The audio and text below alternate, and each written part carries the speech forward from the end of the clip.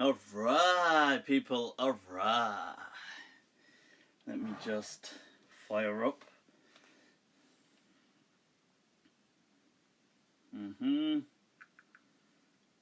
Put this on silent.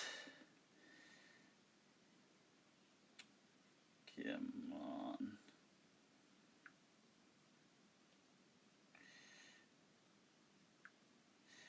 Alright. Where are we at? There it is.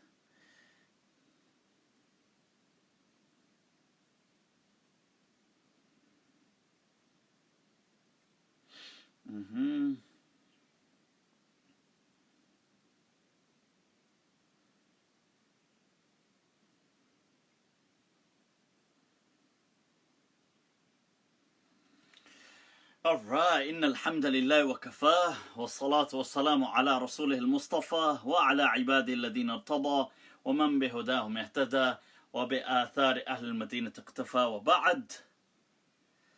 Fassalamu Allah ila al-qawm, ahlan wa sahlan bikum wa marhaban.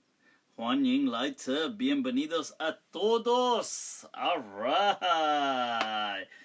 Bakhair ragle, people, and swagatam.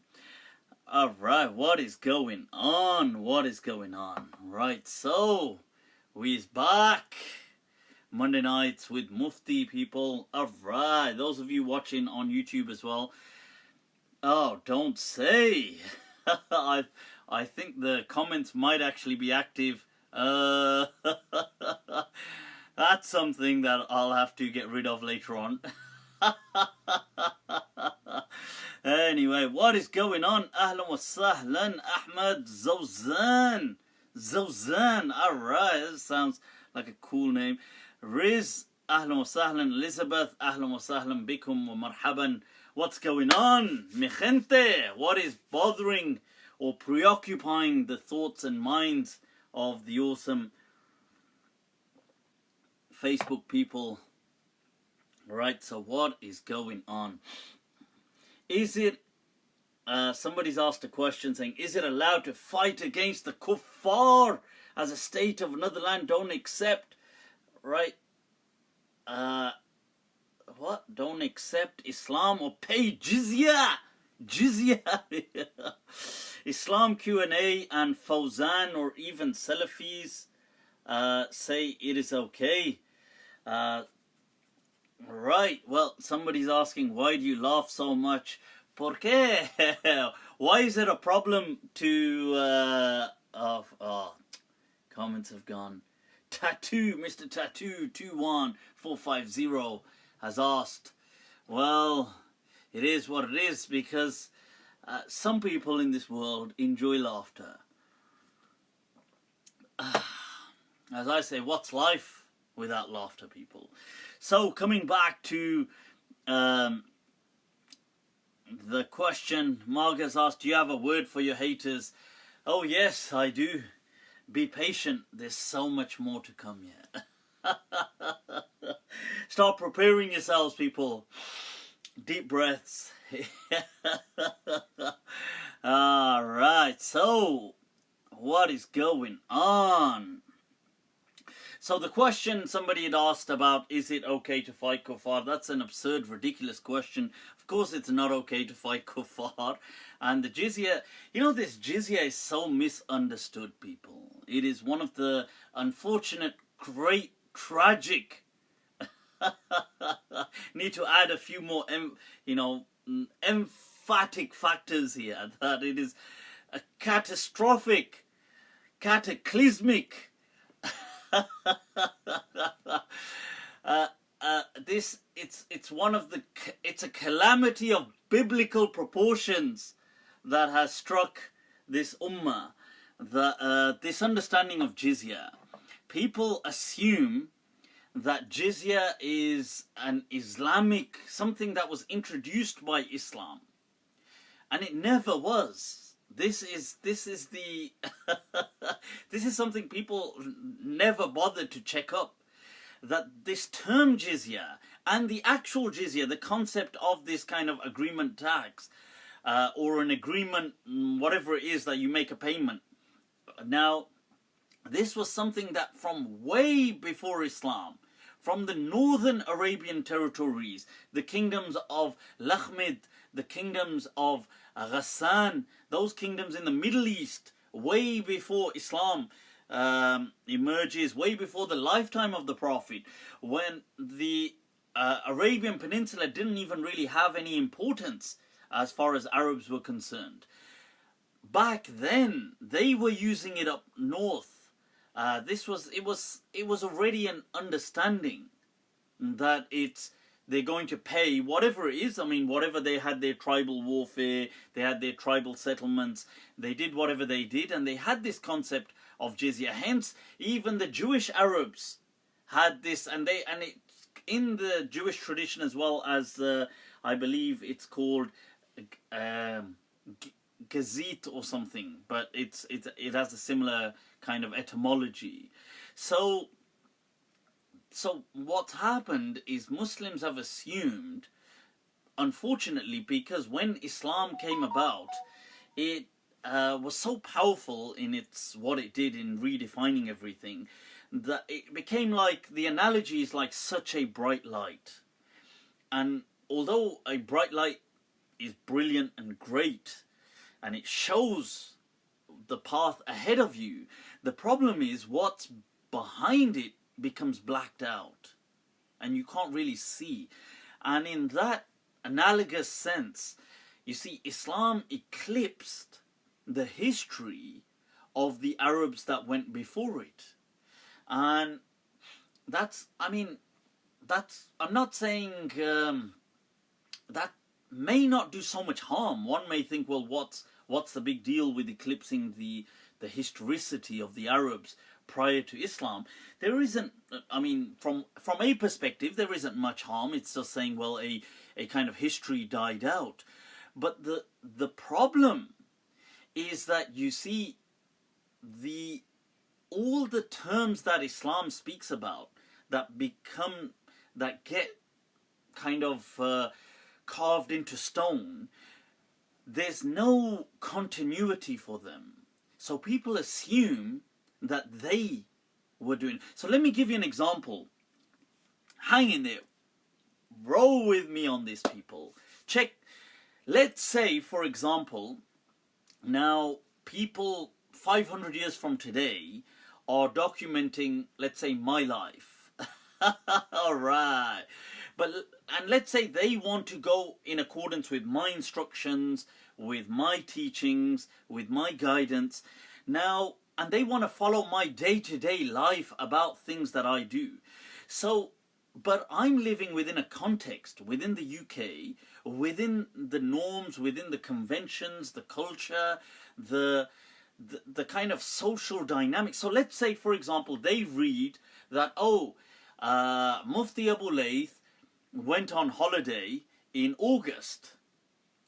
But 500 years from today, they have no understanding. Imagine the entire history, more or less, of the UK and the world as it is now had disappeared. So they may assume that, so according to Mufti, going on holiday in August is a great thing. Or it's something that he did with, we can see year in, year out, he would go on holiday at this time. But there was a context to that these were actually summer holidays within which schools were off and many people went on holiday. It was something that was from way before my time. But to people 500 years from today, when they have no history, they just have my diary, they may assume that I introduced this. They may think that, that's a trend that Mufti Abu Layth came up with. But I didn't. I mean, so what I'm trying to say is, when we're reading into the seerah and we're seeing words and we're seeing terms and we're seeing actions that were taken, we don't have a context because of so much of it having been blacked out. So we're assuming that Islam introduced them.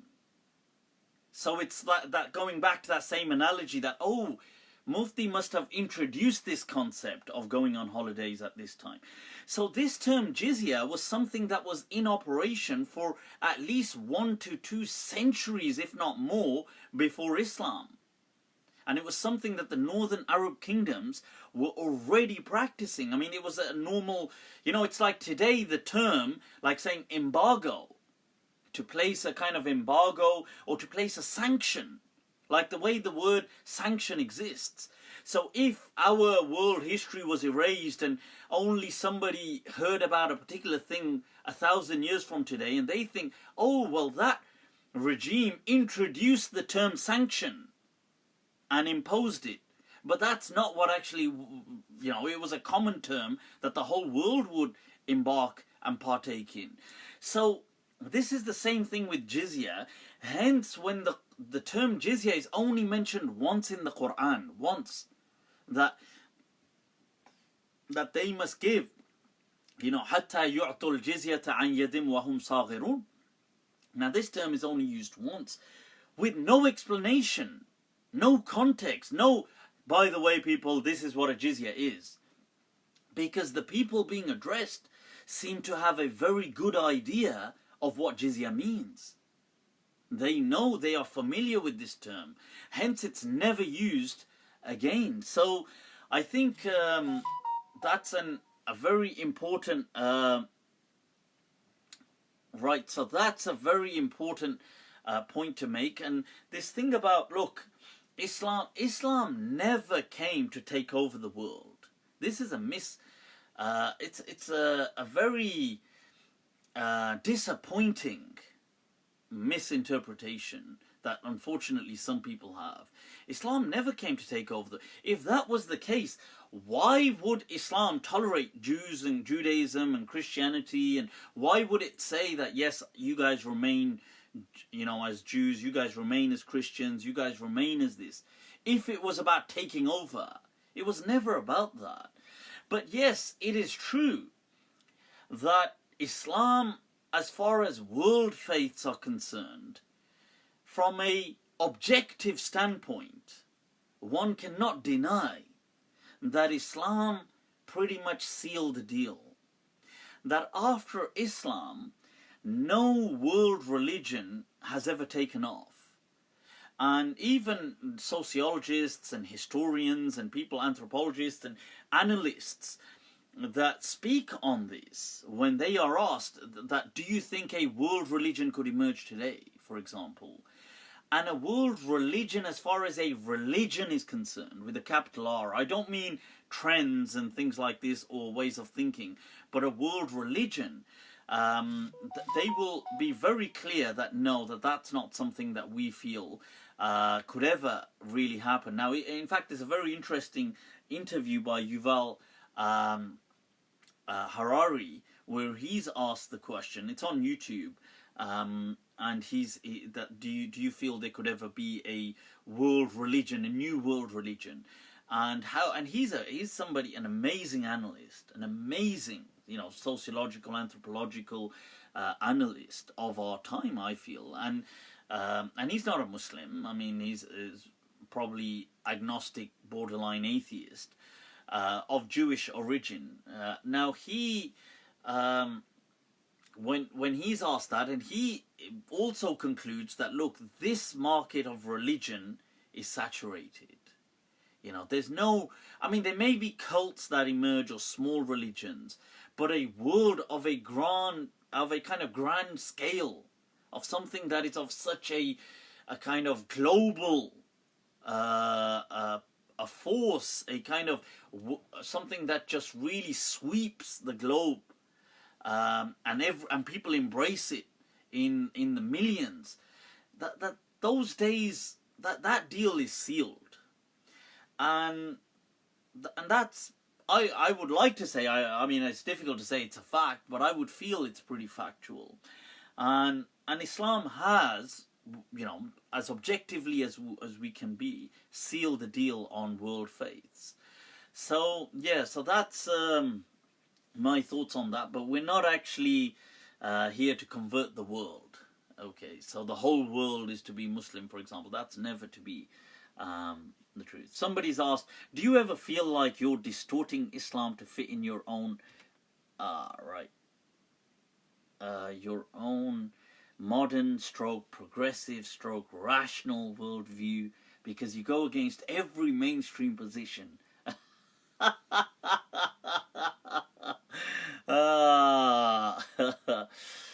Is that so? Well, in that case, as the verse of the Quran says, وَإِن تُطِعْ أَكْثَرَ مَنْ فِي الْأَرْضِ يُضِلُّوكَ عَنْ سَبِيلِ اللَّهِ. If you want to go with the majority, you will only be misled, as Allah says. People, God gave you a brain for a reason. Use it. You know, that is the most, it's the most denigrating kind of form of a disachievement, if you like, a lack of achievement, that you never in your life actually used your own brain. It's like, what do you feel is right or wrong? And I'm trying to see if I can, I'm just seeing if I can.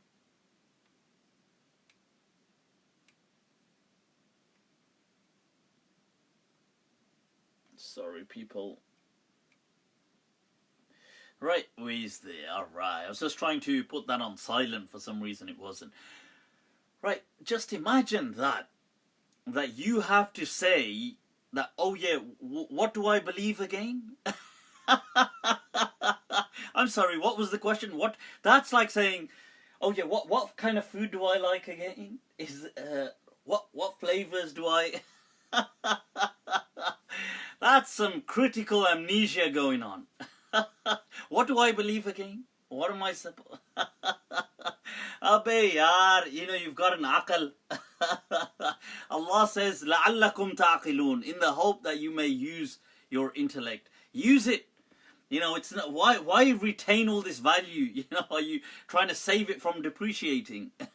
An unused brain. This one great value, Right, so what is going on? Isab, can you talk about religious obsessions? Can you explain evil eye?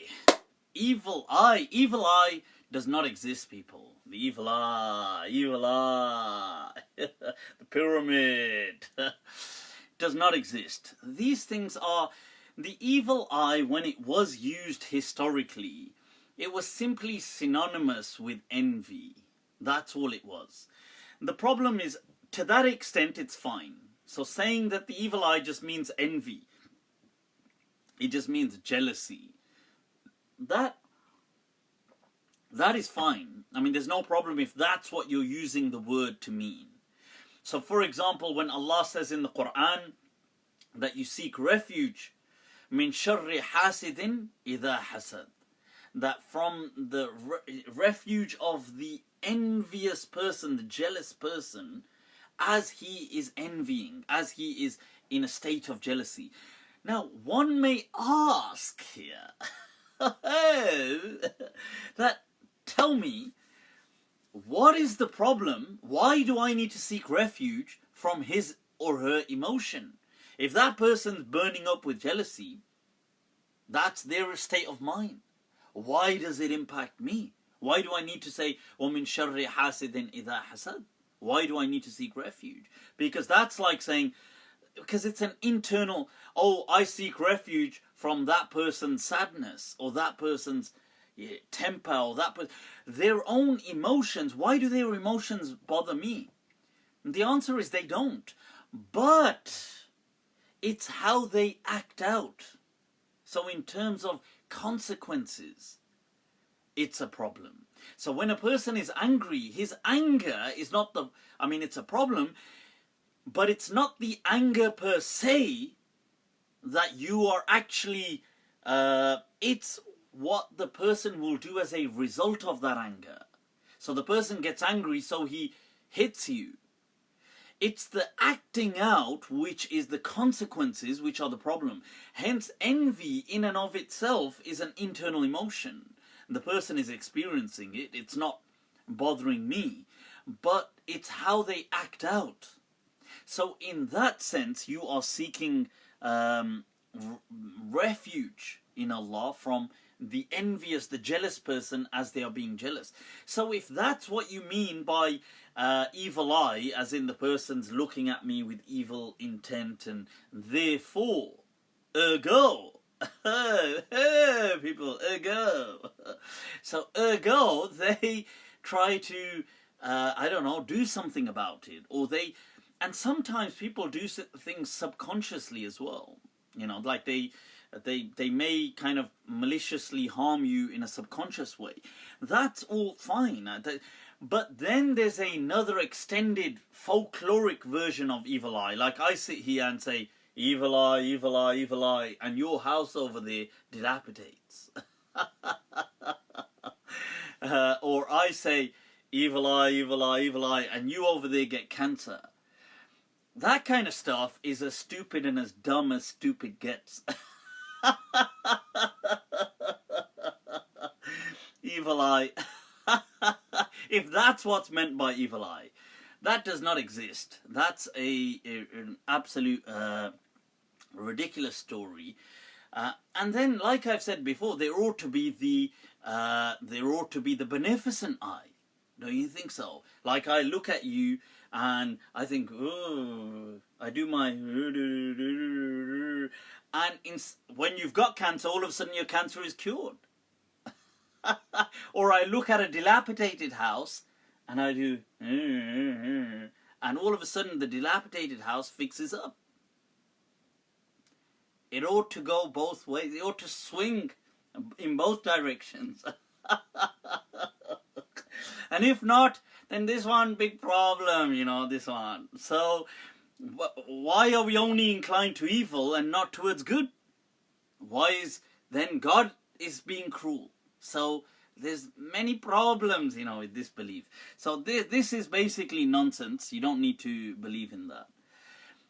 Imam Hassan is in the house. Ahlan wa sahlan. Those of you that don't know Imam Hassan, great Imam doing grassroots work in Gloucester. Is the law of attraction real? Okay, that's interesting because the law of attraction can mean many things. You see, I'm not exactly sure what you mean or what you have conceptualized when you're saying the law of attraction. But there are many elements to things like the laws of attraction that are real and even testable. And they've been tested scientifically. And it depends, once again, what you're conceptualizing and what I'm conceptualizing. So sometimes, you see, what I'm conceptualizing is the vibe. That kind of positive vibe. That kind of happy-go-lucky. That kind of... And this seems to actually work, you know. And you have like a hadith as well, where that Allah treats a person as they expect to be treated. And sometimes you have people who always kind of feel, don't worry, things will work out. And for them, things always do work out. And you have pessimists that are like, oh my God. And for them, everything's always going wrong.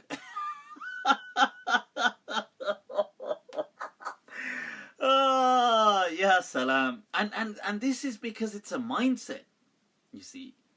And so you kind of develop this kind of mindset, which, and there's been studies on this. In fact, I believe there was if I recall correctly, there was a BBC documentary as well that was looking into this kind of positivity versus negativity of mindset. And they took certain people, and even though they had and there's certain things that they did, but it's interesting how they did, and certain things were manipulated, obviously, because it was a program, but it was a test. So there was a certain point where they had left money, for example, on the floor, like on the ground in certain places. But the positive people would always find things like this, and those who were pessimists didn't seem to find it. And there were other things as well. I mean, there was a whole documentary on how, obviously they didn't, the positive person didn't know that they, the part of the program that they'd actually left money here. But the point was, to them in life, things always, they always feel that they're lucky. Like they feel, oh, I'm lucky, and they seem to turn out to be lucky, and it's an amazing. So I think that part is true, in the sense the mind is an incredibly powerful thing, and it ties into also confidence. It ties into outlook of life, your interaction with people. Sometimes it's like I've spoken to people who will tell me sometimes that, oh, I had such a terrible experience, and at a certain place, like sometimes I did part of my degree with the Open University, for example, and people with their tutors, and I remember people speaking to a few people who were having a terrible time, a horrific time.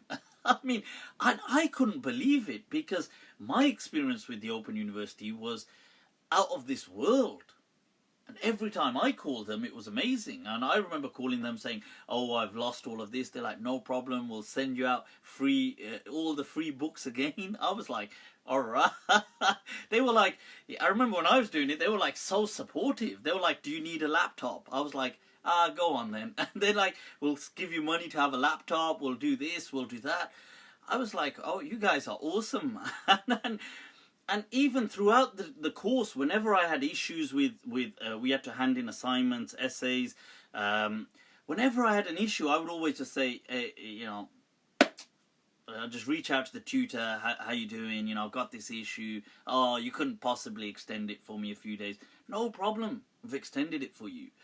And I know, speaking to certain people, they were failed off their course. I didn't even know that you could get failed. That they could actually fail. I mean, that's how helpful they were to me. And this is an example. I'm just saying that you could take a different scenario, like airports, for example, where unfortunately there is a lot of profiling, but I've noticed some people going through there have like a horrible time, even when they are questioned. And I've been questioned on several occasions. In fact, not so long ago I was coming back and I was being questioned, but it was still a very kind of pleasant. I was just kind of just joking along and cracking some jokes, and but the point was that sometimes it's your own interaction that works up this entire. So I do feel that the law of attraction, if that's what you mean by it, does have some reality to it. Right, okay. ¿Cómo estás? ¿Qué tal, Mustafa? Muy bien, muy bien. All right, órale. Let's see some questions. Lucky can't be denied, can it? Nope. So, I mean, like that, so I think people should, and you know something, this is interesting, that there's a hadith in Tirmidhi, that the Prophet ﷺ كَانَ يُحِبُّ التَّفَاؤُلِ. He would love for people to be optimistic. And وَكَانَ يَكْرَهُ التَّشَاؤُمْ. And he would really dislike pessimism. Because when you are optimistic, good things happen. So, yeah. Advice to help teens like me who have strict Islamic fathers. Rafi saying lots of love from Canada. Likewise, right back at you, Rafi. Shukran. What do you make of Boris versus Corbyn? So many questions. Oh, somebody responded, tell daddy to go away. I don't know. You see, parenting, I don't know what. It's so difficult. I think we spend our entire lives really maybe trying to recover from the damage our parents have done whilst we were children. But then in a, I feel that the role of the profile of parents in a child, no matter how old the child is, I mean, even as a man or as a woman, that the profile, and I mean by this the archetypal profile, like in the mind of a parent for the child, like in the child's mind, will always have an incredibly profound impact. And I feel that people will throughout their lives either try to seek the you know, the kind of they will try the like they will want the kind of authentication, if you like, validation from the appearance. They will always kind of seek that. Or some people may suffer from resentment because they felt that they couldn't seek that, maybe at a deep subconscious level. And I don't know, but from an Islamic viewpoint, I think it's always, it is incredibly important to always maintain a healthy bond, especially as you grow older, to kind of try and take care, to help in whatever way you can, your parents. And I feel that there is, you know, by doing so, there is this kind of barakah, if the Islamic term barakah, that this kind of, what we're speaking about, this positivity, that will permeate your life. It'll permeate, you know, if it's, for example, giving, like let's say money, for example, financial assistance, like giving, you'll see money kind of coming in so you know, so much more of it from so many sources, as Allah says in the Quran, you know, that Allah, that yarzuquhum min haythu la, that Allah will give them min haythu la yahtasib, from where this person cannot even envisage. So I do feel that that is tried and tested. So definitely from that side. But the question of what do you do growing up and struggling, because there's that teenage phase where I haven't got any teenage children yet. Thank God. So, but that's something I dread, the thought of, you know, that kind of rebellious age where they hate.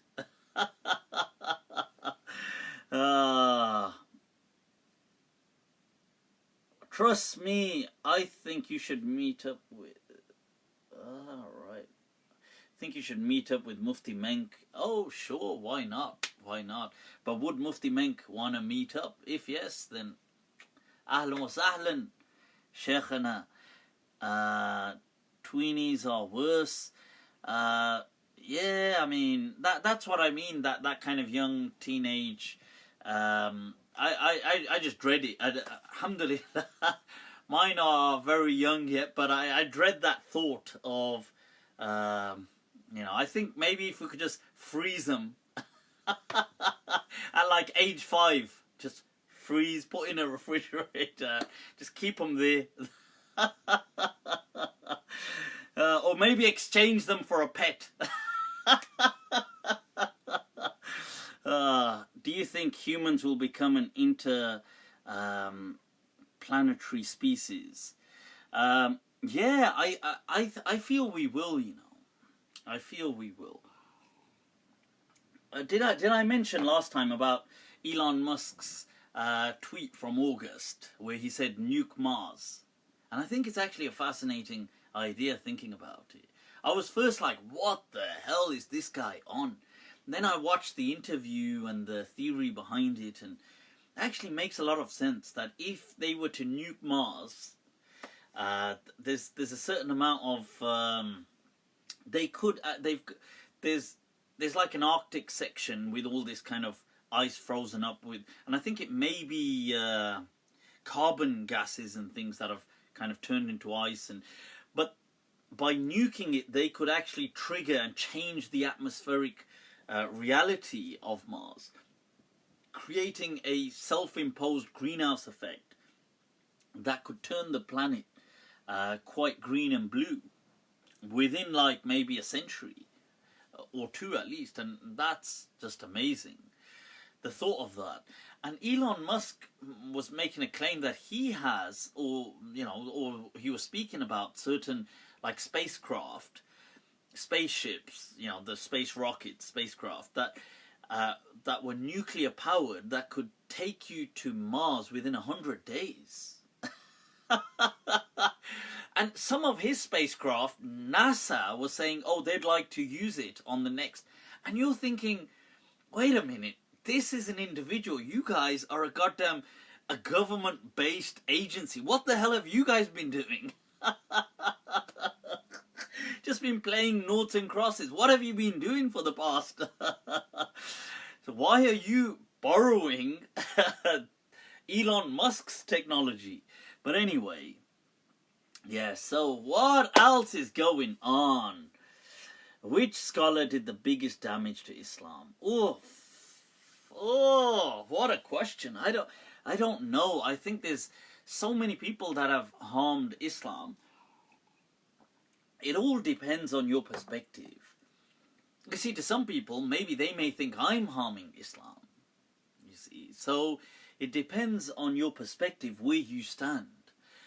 To me, there's I don't know if some people have done just pure harm, but maybe their harm outweighs their good. And I feel people like, in some way, because there's always going to be some good. You know, you can see always a silver lining to certain things. I mean, if you just look at people like Ibn Taymiyyah, for example, who in many ways is he was a great thinker as well. Like, some aspects of his thought were great. He's kind of thinking of welfare and stuff like this. But it's almost like he had schizophrenia.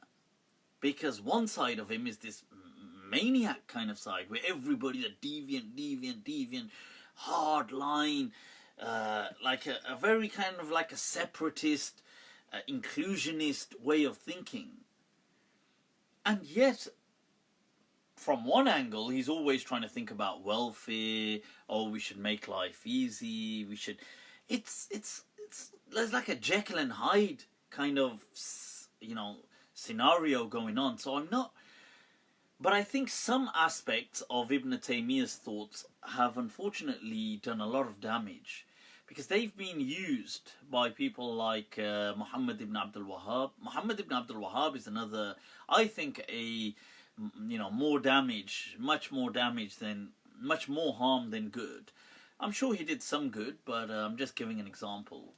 But once again, inspired by his hero, Ibn Taymiyyah. And then the Salafi movement you have today, which is a result of these two, really. So, and the Salafi movement today has just dominated the internet. So if you're looking for an Islamic answer on something, it's like the rest of the Muslim world seem to be bloody like that. Like, where are they? You know, like, you've got institutes that are over 1,000 years old, like Al-Azhar, like Al-Zaytuna in Tunis, like Al-Qarawiyyin, and they don't even have a functioning website. Like a reasonably functioning, like where you can look up questions, type questions. They don't even have that. I mean, you're 1,000. That's like saying Oxford. How does this happen? So, the three most ancient classical centers of learning in the world today, Islamic world, which are the Qarawiyyin, you know, Zaytuna, Al-Azhar, these three, they don't even have a functioning website. Their scholars, nobody even... Okay, Al-Azhar has some media and stuff like that. Zaytuna, nobody's even heard of Zaytuna anymore. They just are useless. They're like the worst people to have inherited a legacy. Totally useless. I mean, gone are the days of Ibn Ashur and Sheikh Nakhla and Sheikh, Bu Salim, Sheikh Bu Hajib and all those great legends. And that's like the beginning of the 20th century. So it's not even that long ago. And they're useless. They're more redundant than a bloody polytechnic college or something. Would be more functional and have much more clout than them. And Qarawiyyin seem to just be as redundant, unfortunately, as they've got some very like a flat brochure website, and I think it's mainly in French. It's like, who the hell speaks French? But yeah, so this is, it's a shame really, and the Salafiyah have dominated the internet. I was wondering they were rewarded well for this with all the oil. They were, yeah, they were rewarded. But it's not just the oil, it's also the mindset. Look, it doesn't cost much money for a powerful institute like Al-Azhar to have a bloody decent website.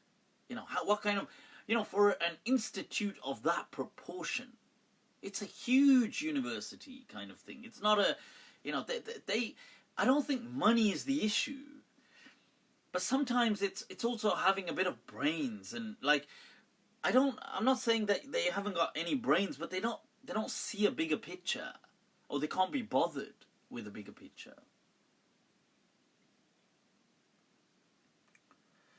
Why does Allah send you to hell for not believing in him or worshipping? Isn't he supposed to be large-hearted?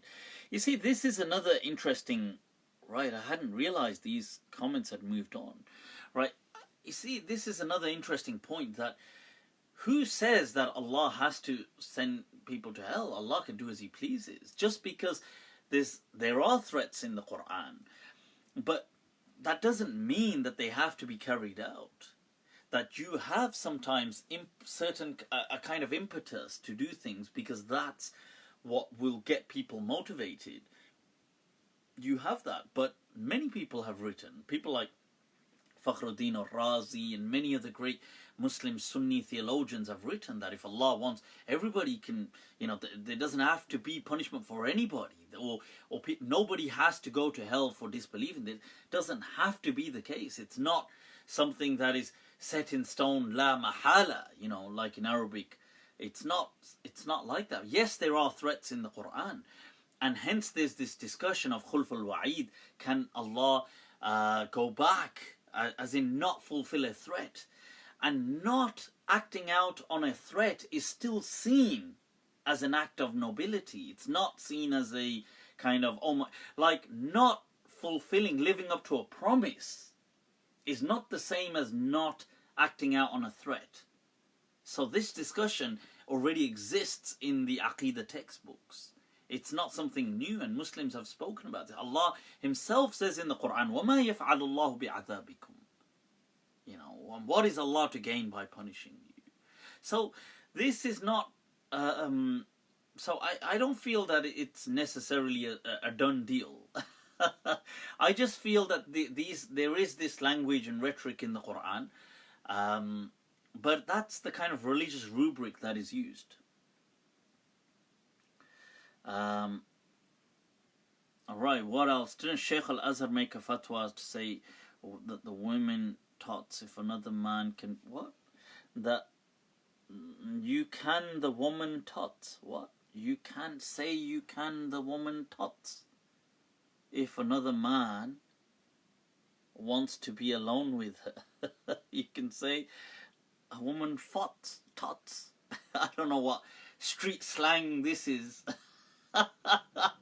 When a woman tots, whatever that means. Alright? We get Dan Harden. Send a video link to whatever tot means.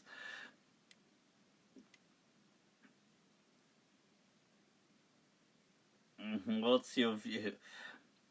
Right, can you speak about free will?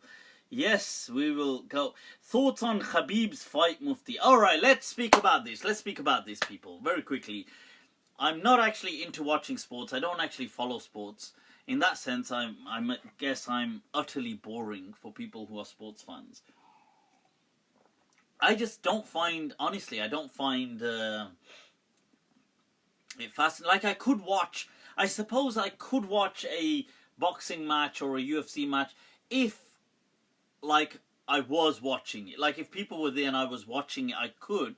Whereas I couldn't even watch things like football or cricket. I just couldn't watch them because to me that is so boring. But I could watch something like UFC or boxing, but I'm not motivated to watch it. So if it wasn't just happening, I wouldn't go out of my way to ever watch it. I just don't find it It just doesn't resonate. Like I get it. I mean, don't get me wrong. I mean, I'd like to watch highlights of something, the key things, the way the main action is happening, but I'm not interested in the whole. That said, this Khabib thing I'd like to speak about. Right, so Khabib. Right now, I'm sure he's a great sportsman. You know, in his own field, undefeated. I assume, I could be wrong. I'm not clued up on the UFC thing, but and for I mean, the guy used to wrestle with bears. What more can be said? But there's this absurd notion that somehow supporting Khabib is being Islamic. Let me get this clear. Khabib has nothing to do with Islam in that sense. I mean, in his personal life, he's a Muslim, and I'm sure he's a great Muslim, maybe a much better Muslim than me. But he, as a sportsman, has nothing to do with Islam. He's not repping Islam, even though he does.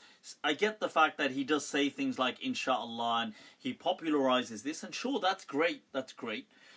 But it doesn't mean that there's some kind of divine, the hand of God is protecting Khabib. That's absurd.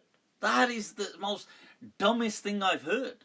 You know, somebody, a mate of ours, they were discussing this. They're sharing all these kind of statuses, social media, people saying, oh, the reason why Allah didn't allow Khabib to be defeated was simply because his name is the name of the messenger of Allah, and Allah won't allow that name to be defeated. And you're like, what on earth are you on about, mate? I mean, half the bloody Pakistan team is named Muhammad. Pakistan cricket team. So, you know, what are you on about? That if you've got the name Muhammad, you can never go undefeated? Of course they can go. Bloody the whole, every other Pakistani is named Muhammad, right? This is a ridiculous kind of way of thinking. That, look, I'm sure the guy is undefeated because he's good. Okay, because he's good at what he does. Not because he just got a name called Habib. Look at the logic of Muslims. Like, you see, this is what I mean. This is where, unfortunately, religion makes some people dumb. Like, a normal person would be like, wow, you know, this guy's so talented. Look how he does this. Oh, he's got great stamina. Oh, he's got great technique. Oh, he's got great, I don't know, like, footwork. Or he's got great locks and holds and great strength to him, rigor, and they're kind of analysing his techniques. He's always cautious with his opponents and things like this. This is how a normal human would be analysing this. And a Muslim would be like, oh, mashallah, his name is Habib, he cannot be defeated because that is the laqab of the Prophet.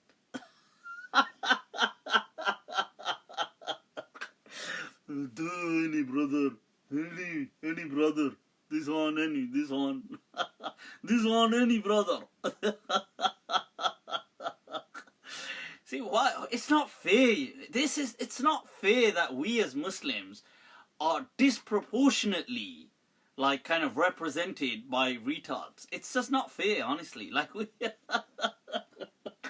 like, I get the fact there's got to be a certain percentage in every community, but we're kind of like disproportionately kind of like handicapped. It's just unfair.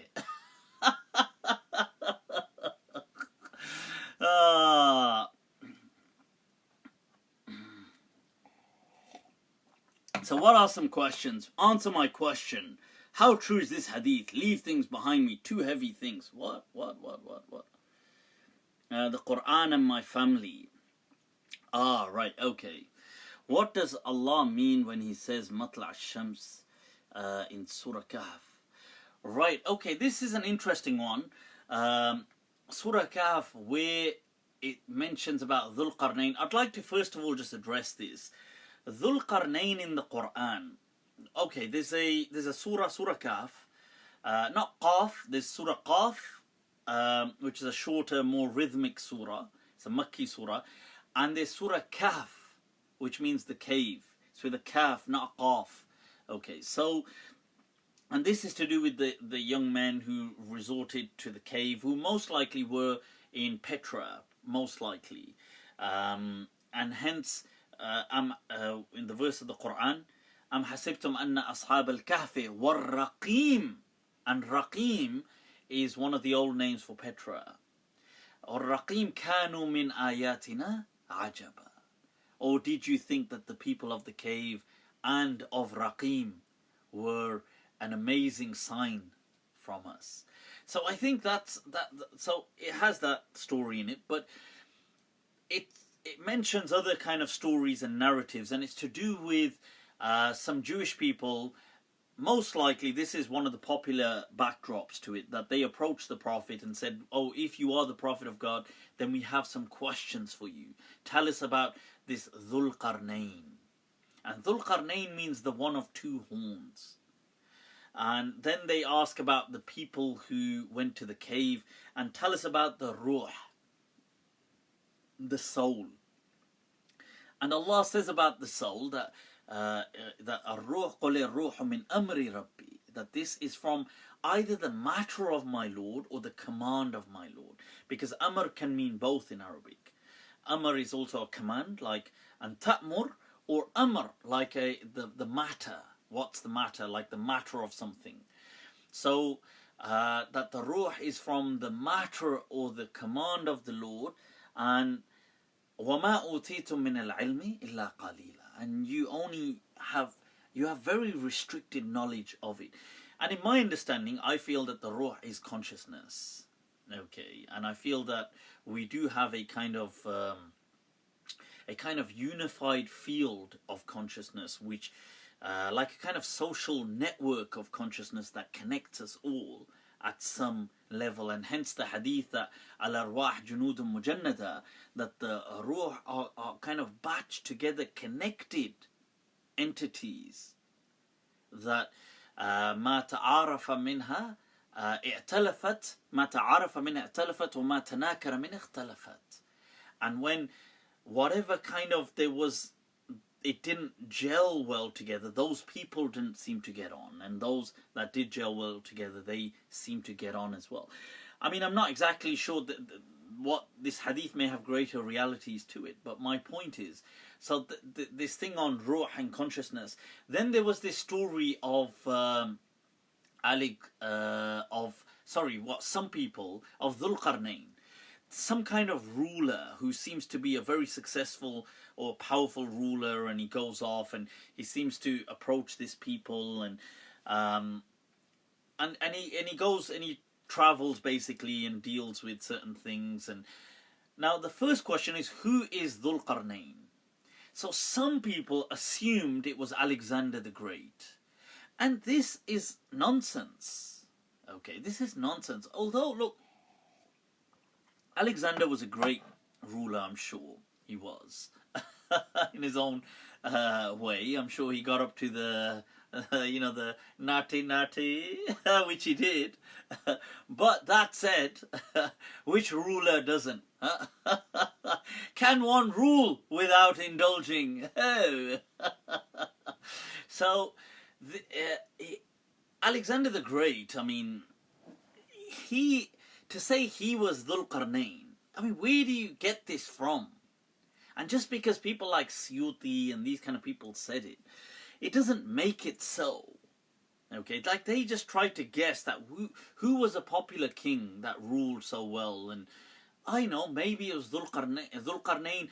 Maybe it meant Alexander, the one who owned the east and the west, and I don't know, but this is not an authentic interpretation.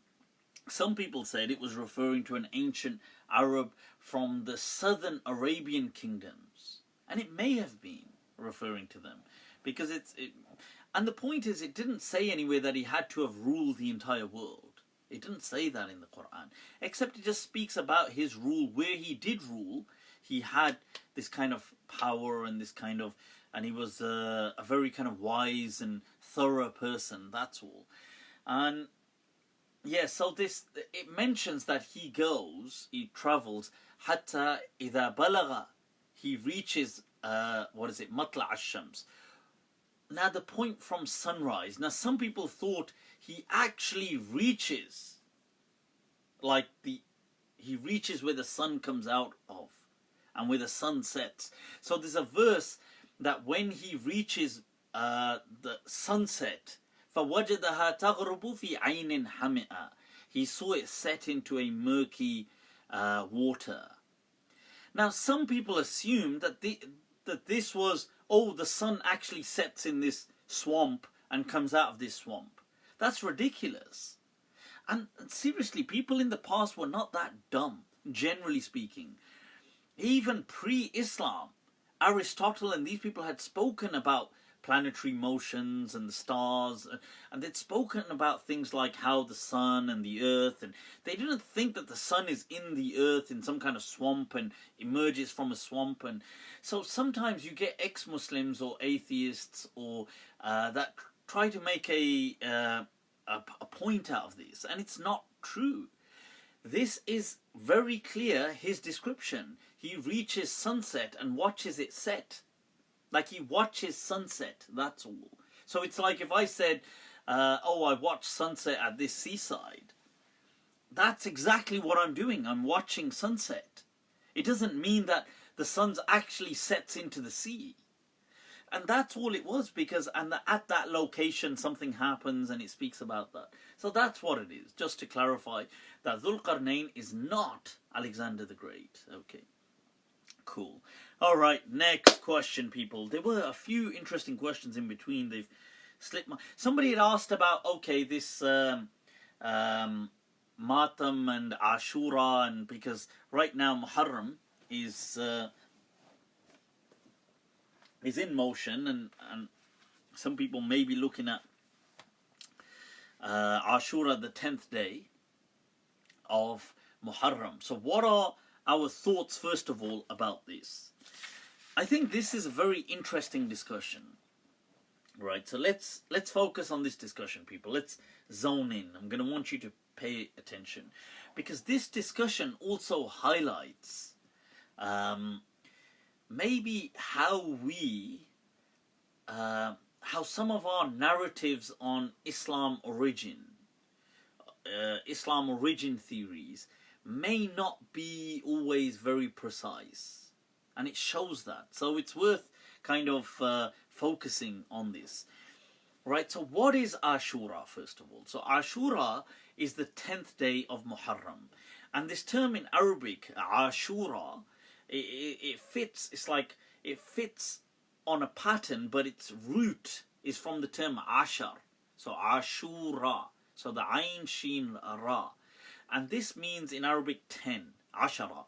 So Ashara is 10, and that hence it's the 10th day of Muharram.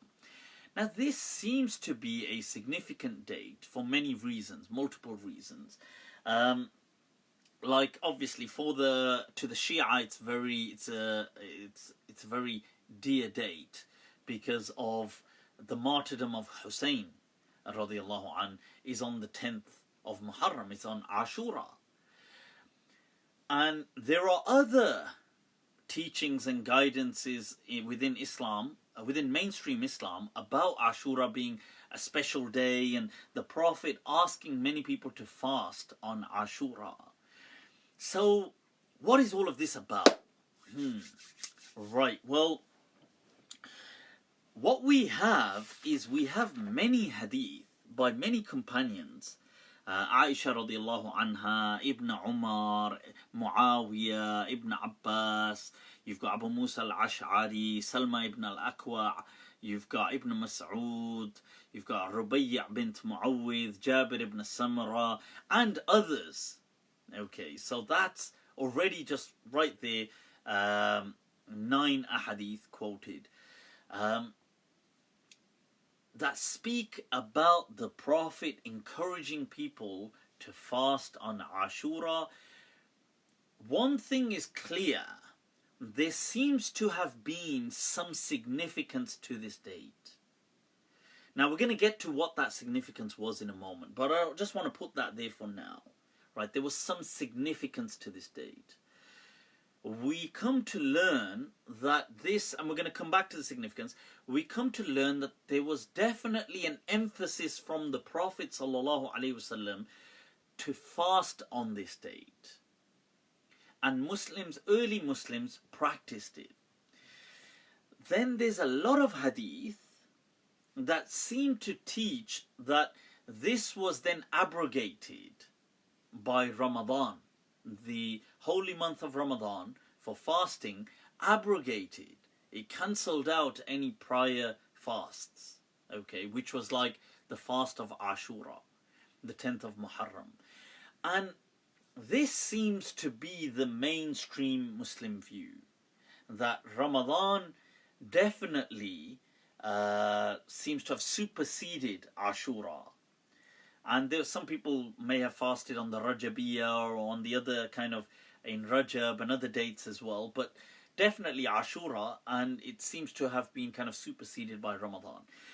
Then the question is, well, prior to Ramadan, what was the nature of that fast? Some people felt it was obligatory, almost like wajib, if not fard, and amongst them, like Imam Abu Hanifa, it's attributed to, and some others. Others felt that it was just strongly emphasized by the Prophet prior to Ramadan.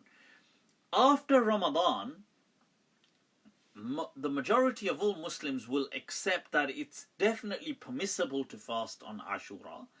And if not, it can be a good thing, sure, because it's got some virtues of the Prophet saying that fast on this day, teaching it. So it's definitely fine to do, if not good. Because fasting is an act of worship, which is always good. So because it falls under the generic rulings of fasting is always good, it's for Allah and things like this, that you will get like an immense reward, etc. So it's a good thing. Now the question is, okay, first of all, okay, so that we've got that. Next, what days should these people fast? Those who are going to fast, what days should they fast? So they can fast on the 10th, which is the 10th of Muharram. The problem is, some people believe that they ought to fast on the 9th, as weird as that sounds. Even though it's called Ashura, but they feel that it's actually moved to the 9th, because there's a hadith of Ibn Abbas radiallahu an, where he says that the Prophet says that this is a day that the Jews and the Christians venerate. فَإِذَا كَانَ الْعَامَ الْمُقْبِلِ, so from when the next year arrives, the Prophet said, Sumna, we will fast at-tasi', the 9th. Now, according to this hadith, and Ibn Abbas says, but the following year the Prophet passed away, so he never got to do that. So some people like Ibn Hazm felt that because the Prophet said it, it moved to the 9th. Okay. Other people felt that no, what this meant was that we won't fast a single day like the Jews and the Christians. We will merge it into 2 days, which can either be the 9th and the 10th, like many of the Malikiya and other people said, or it can be the 10th and the 11th, like some people said, or you can just fast the 10th on its own. Okay, so we've got that kind of a view as well. So even if you do fast it on its own, it's not makruh, as many of the Malikiya have said, the Shafi'iyya have said, the Hanabila have said, the Hanbali madhab, even people like Ibn Taymiyyah said that, Ibn Hajar al-Haytami said that. But some of the Hanafiyya do feel that you shouldn't single it out. So if you're going to fast it, you should fast 2 days. That's what some of the Hanafiyya feel. Alright, so this is all, as interesting as this stuff is, and this, by the way, this Ashura, that this is all fine, but we need to know what is the importance of this day. So let's now come back to that topic of the significance, and here it gets interesting.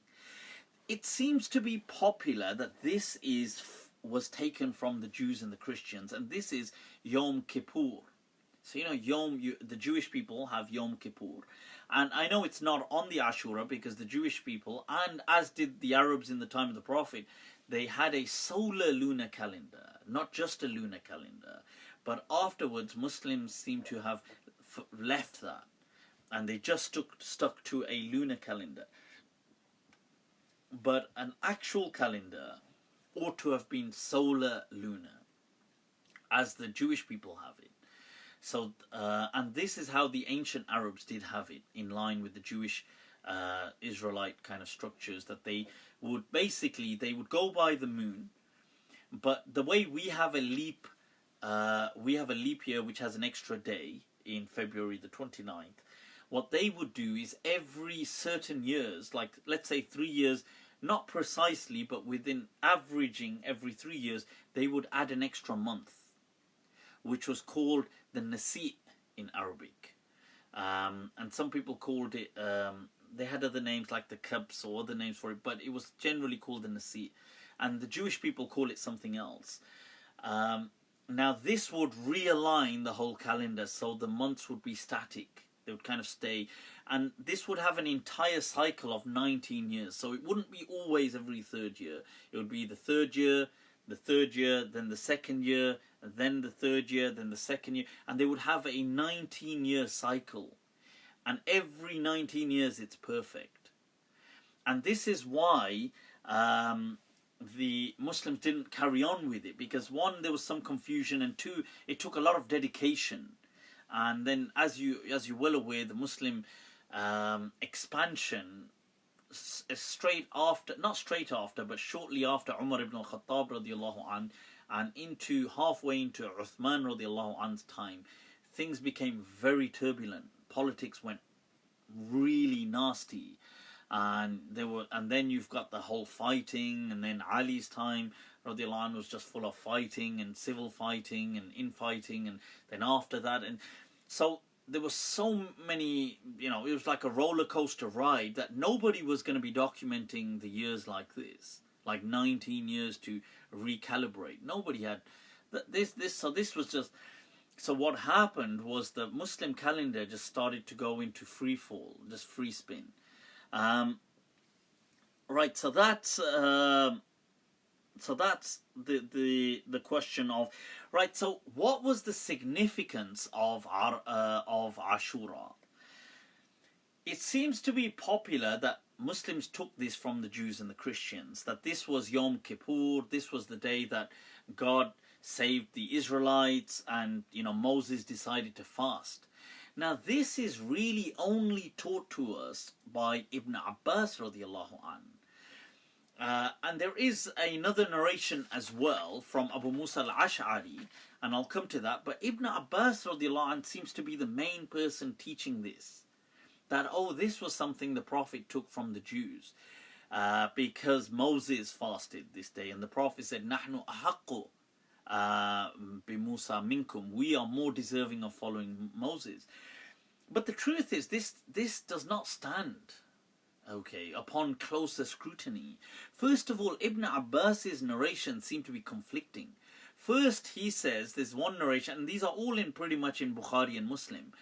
In one narration in Bukhari, Ibn Abbas says that, when the Prophet went to Medina, he found the Jews fasting, and in some narration it mentions the Jews of Khaybar, that they would be fasting on the day of Ashura. And the Prophet said, Ma hadha Ashura, what is it? So he doesn't even seem to know what it is. And they said, Hadha Yomun, that this is a day that God saved the Israelites in it. So Musa fasted. And the Prophet said, in that case, we should fast. So he said to the Muslims, Sumu antum, you guys should fast.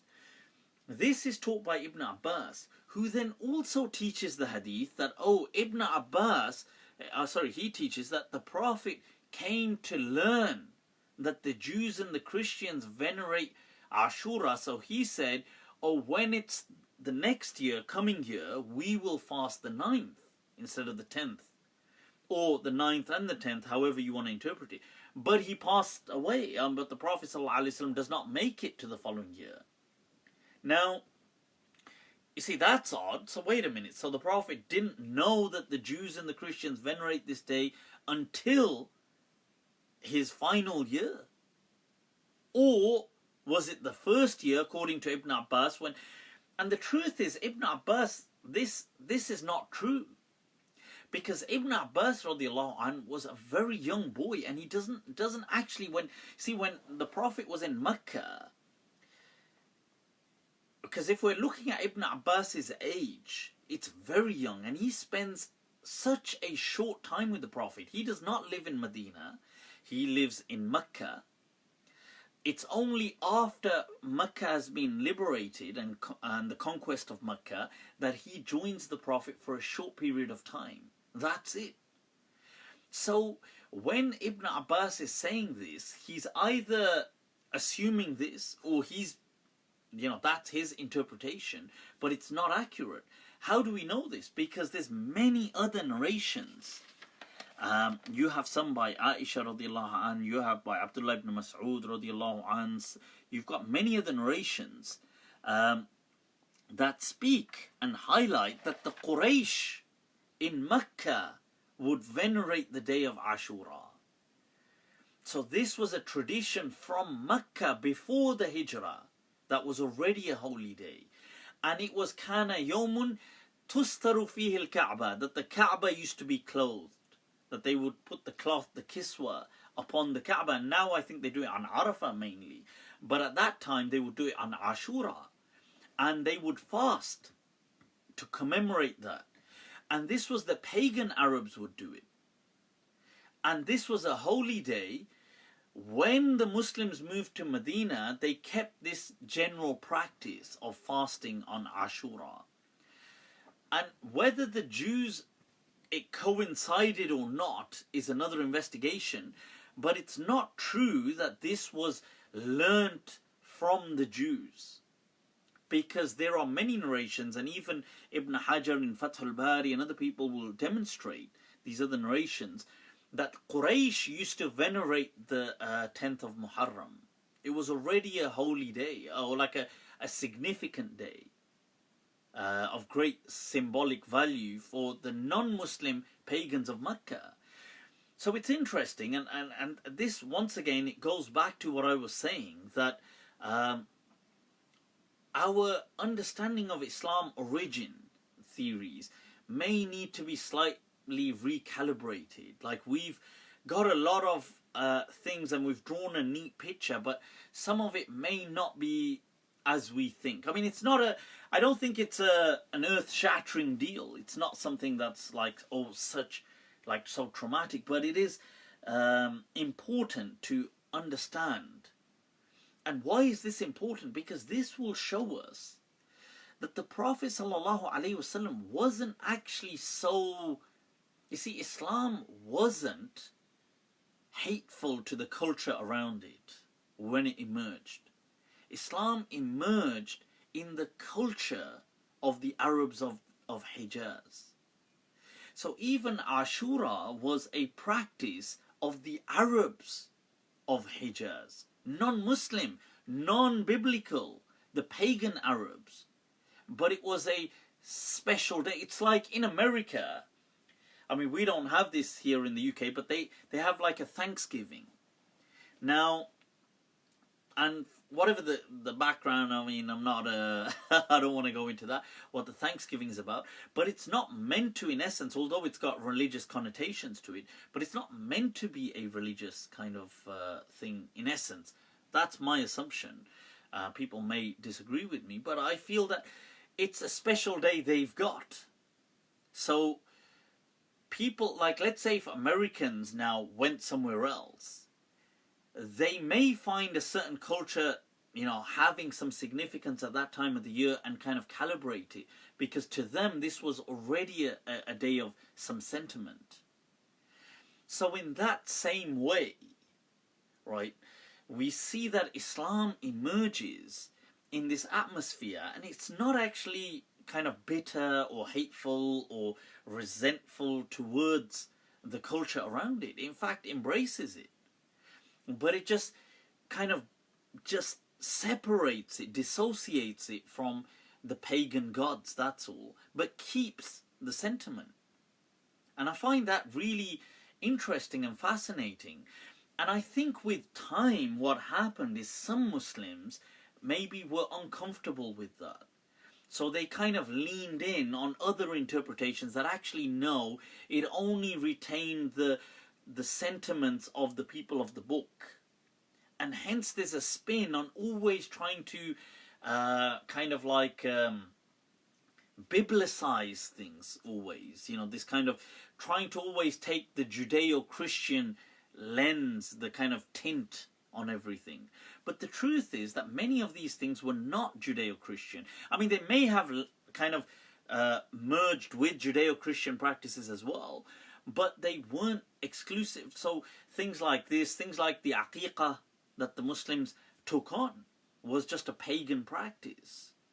And so, and I find that quite refreshing, because I see that what Islam did was it got rid of the harm, which was like what it saw, this culture, or this dark culture of superstition and oppressive kind of creeds and false, weird kind of belief systems. It got rid of that, but it kept the sentiments for a community, because the community valued those dates, that culture, and in that it's refreshing how we should engage in our culture.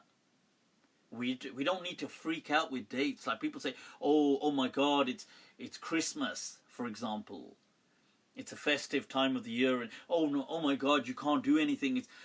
People are having on Halloween or on any kind of dates that have some significance in our culture, and people feel that we have to make out of protest, kind of completely boycott these things, and that's not actually true. So I hope that makes some sense. But I thought that was really important to speak about the Ashura. So, I mean, it's those of people that are fasting, it's absolutely fine to fast. It's recommended, just as far as general fasting is recommended. I don't think personally the day had too much significance. I don't feel it did. I feel that some people feel this is the day that Moses, this was Yom Kippur, for example, but I don't think that necessarily, if that was a coincidence, perhaps, but I don't think that's the case. I think it was just that the Hijaz Arabs had a sentiment for this date. This was the date that they would reclothe the Kaaba and they would fast. And when Muslims migrated, they carried those values, but they dissociated the shirk. And then the Prophet he continued, because fasting was a good thing anyway. It was dedicated to Allah. So he encouraged it, and then Ramadan began. And it kind of like cancelled down, people stopped.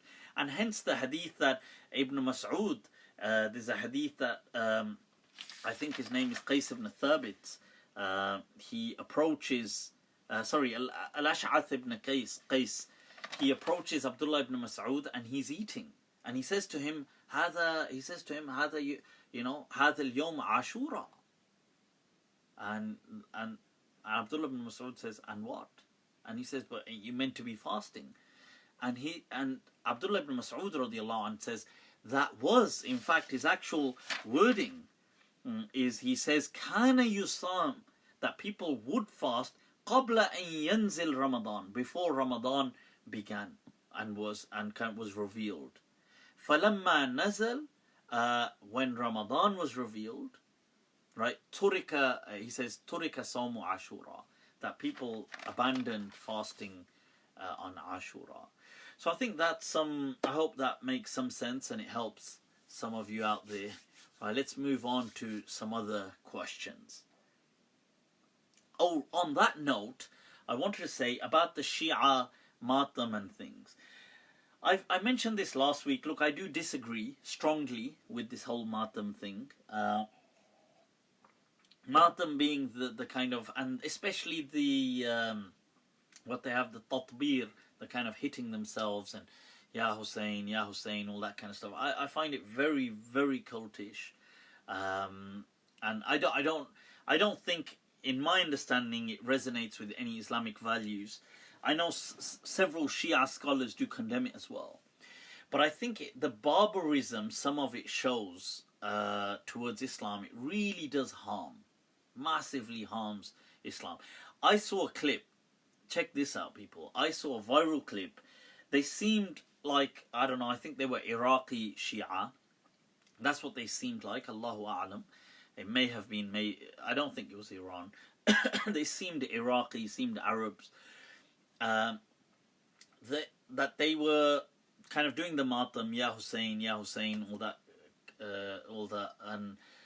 And what happened is one of the guys gets a gun and he loads it, and the other one, he's kind of like getting ready. He's like, Ya Hussain, Ya Hussain, Ya Hussain, and he's got no top on, and they come and he's like, and that's part of the actual ritual. He shoots him in the gut, in the lower, what is it? I think the left hand side. Just bloody shoots him right there, and they're like, and he takes it as part of the, and he's like, oh, they're like, ya Ali, Ya Hussain, and then then they just kind of hug him, Ya Hussain, Ya Hussain. I'm thinking, huh? What the hell was that? What on earth was that? Seriously. That was the dumbest thing I've ever seen. Which idiot he just got himself shot. And the other guy, and I'm thinking, the other guy was like, oh yeah, man it up, yeah, suck it up, yeah, oh, Ya Hussain. And he's going up to the other guys, oh, Ya Hussain.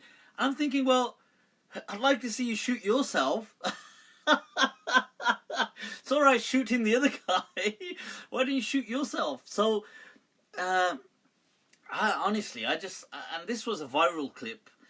It was really disappointing to see. And I know that, look, I think, I could be wrong, but I think many Shia, if not, I may even think most, but I would think many Shia would be really disappointed at seeing things like that. I assume, okay, and I hope I am right, because that kind of stuff, it really distorts the image of Islam. So I condemn that kind of stuff. Alright, so let's move on to some other questions. Right, what else? Oh, what is bothering? What is preoccupying your creative minds, mi gente? What is going on?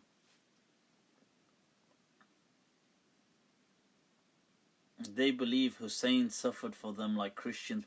Yeah, I do feel that there is this, in the Shia narrative, there is this thing on, because a lot of religions do have that about trying to bring in tragedy and the concept of tragedy. And I've got a whole separate clip discussing why I feel the Shia mourn the tragedy of Karbala from a narrative perspective, and I go into that, so you can watch that on YouTube. What are your opinions on the claim that the peaceful verses are abrogated? Henna, Tariq. I mean, I'm not sure what peaceful verses we're talking about, just to be specific, because I'm sure there's so many peaceful verses in the Quran. I don't know, Allah saying, وَالَّذِي خَلَقَ لَكُم مَا فِي الْأَرْضِ جَمِيعًا, and He created everything for you on this, green earth, and that's a nice peaceful verse. I don't know what. I mean, I'm sure there's many verses in the Quran that are just nice, peaceful verses. But no, I don't feel any of them are abrogated. I don't know which fool would say that. I'm tired of asking him. Trevosky Zandar says, I'm tired of asking. I'm tired.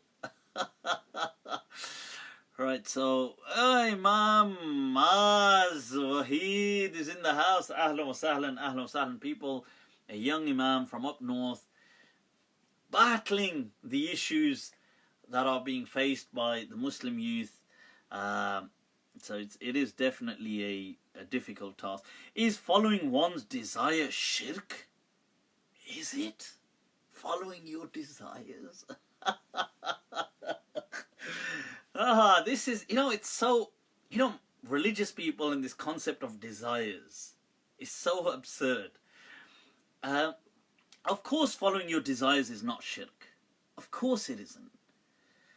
Now, people are, if you mean the verse that أَفَرَأَيْتَ مَنِ اتَّخَذَ, that Allah says, do you see the person who took his desire as his Lord, as his God, and so on, and it kind of led him to destruction and so on.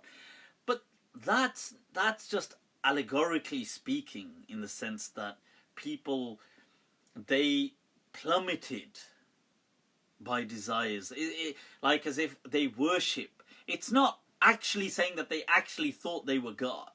Like the person didn't, like if a person became so greedy, he didn't care about anybody, anything, became ruthless, just after, let's say it's just after money, and don't really care, people suffer, you know, make products, children can die, I don't really care, you know, like let's say he's making certain foods, I don't care if it has this reaction, I don't care if it does this, I just want to make money.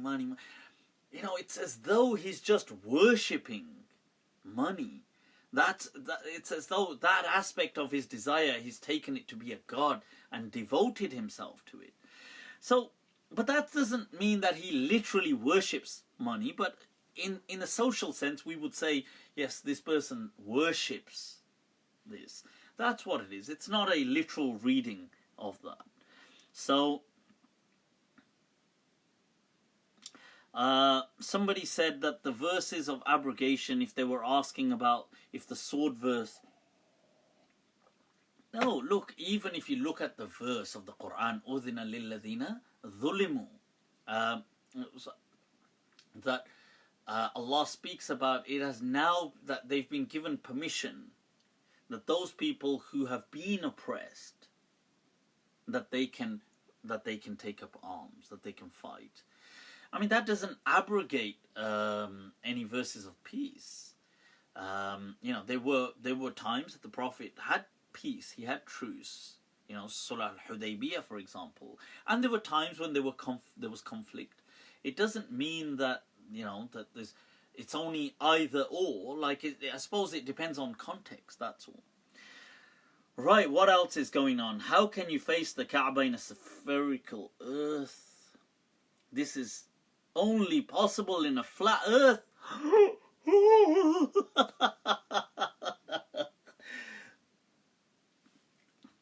Flat earthers are a new breed, a special kind of dumb. They're a special kind of stupid.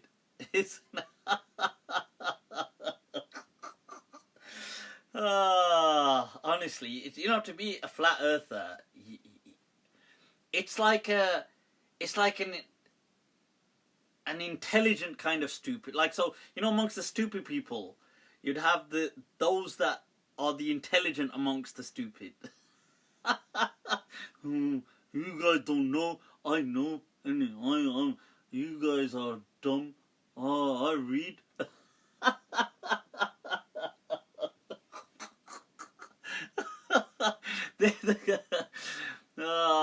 It'd be amazing to sit in what their kind of theories must be like. Right, so people have because it's just stupid, honestly.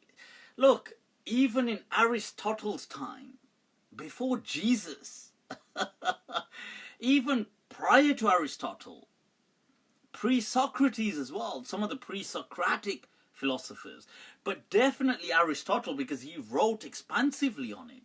They wrote how the earth it's round. It's not, they knew that then, before Jesus was born.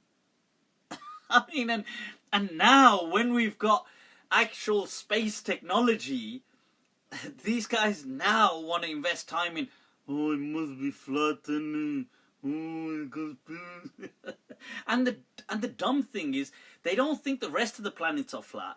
They think the rest of the planets are spherical because you can see them. So they don't think the moon is flat, for example. They just think all these things are spherical, but the Earth is just like a coin. It's just a coin, just going around like a coin.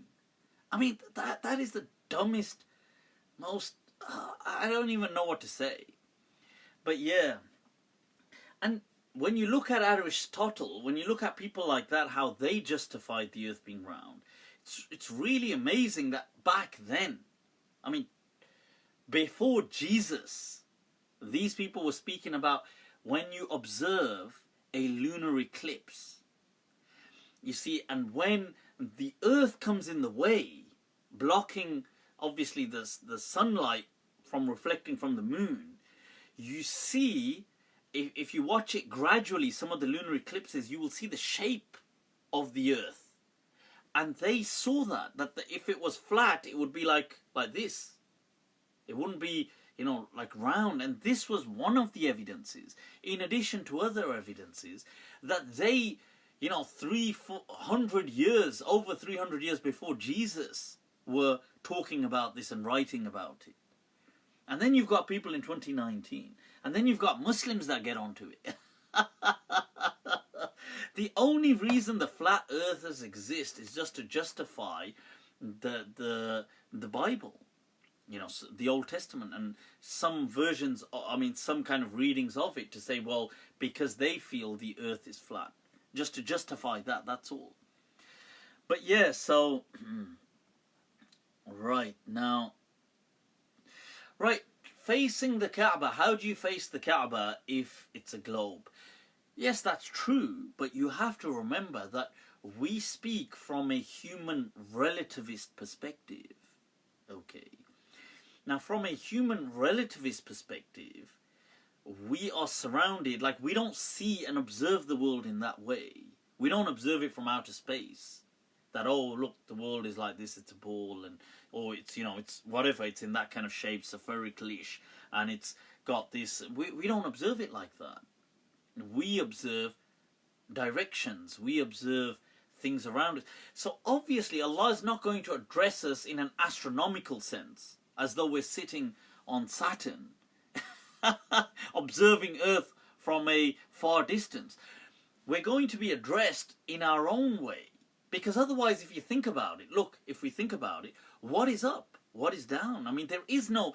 If the Earth is just spinning, as it is, let's say in the solar system. Now, I know when we think of the Earth, let's say this is the Earth, and we're going to think, well, that's up and that's down. But how do you know that, like, let's say that's up? Well, that's going to give the flat earthers a field day. Right, so if I haven't got anything here to... Right, nah, that's too flat. I don't want to use anything to... Alright, let's go with this, people. I'm going to have to make a ball out of this. Right, so...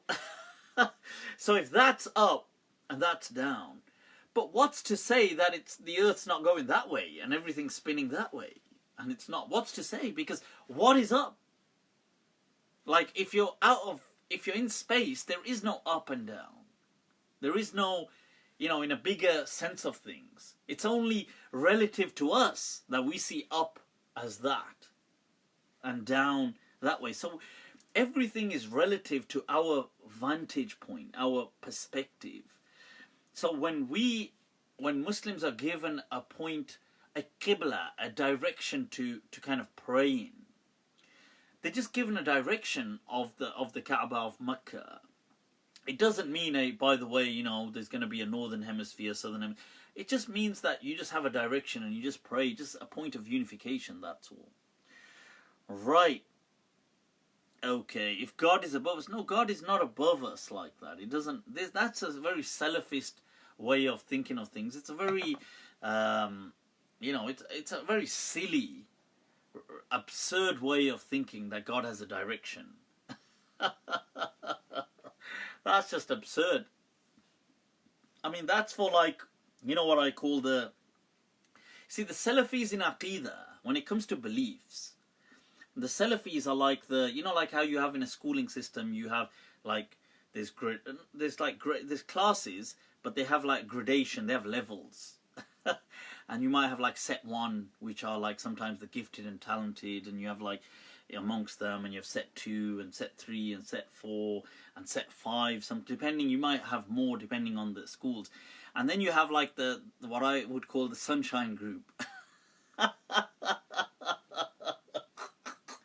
So the Salafis, when it comes to Aqidah, they like the sunshine group. They like the special needs of like they just do colouring.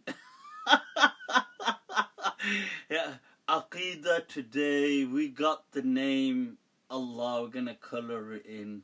Okay. Oh, that one, sir. Oh, okay. Oh, Allah's up. Okay. It's ridiculous. I mean, their aqidah just could not float in this day and age. Come on, I mean, to believe in things like God has two right hands, He has one leg, one foot. What kind of... Astaghfirullah, tawbah, tawbah, tawbah. What kind of a disfigured, handicapped kind of image are they trying to put into our minds? I mean, then they try and tell us that's God. That's absurd. Of course that's not God. Right, that would be... Right, so do me a favor, watch How Do Jinns Live in This World? Watch the Jimmy Swagger debate and Ahmed Dida. I did watch that. I don't know if you're talking to me or to somebody else. But yeah. To be honest, if it is true that the Prophet's grandsons did wear earrings, I'd like to see how they looked with the beard and thobe. And yeah, I mean, people like Imam Hussain, radiallahu an, Imam Hassan, the grandsons of the Prophet, wore earrings. Hence, people look out of love. Imam Malik wore an earring. Allah, he used to wear it to class when he would study hadith. Sufyan ibn Uyayna, the great muhaddith, the great scholar, and when he would sit in Amr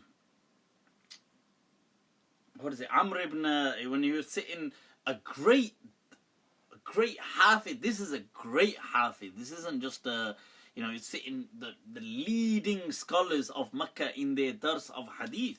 He would sit there and he would have an earring on. And I've got a very detailed video on that, so if you're ever feeling curious and bored, do watch it. There's a lot of research that has gone into it. Research, this one. Watch out for Mobile. He's a Deobandi informant. Informer. Alright. It's all good, man. People can watch. I have so many of my haters watching me.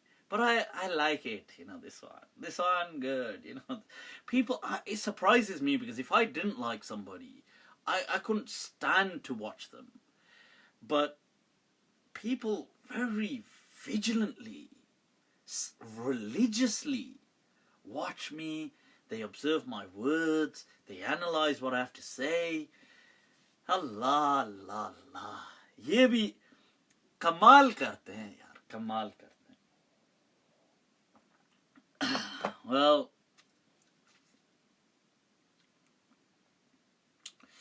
wasn't it the son of Imam Malik? Imam Malik's son wore an earring as well, but Imam Malik as well wore an earring in his, especially when he was a student.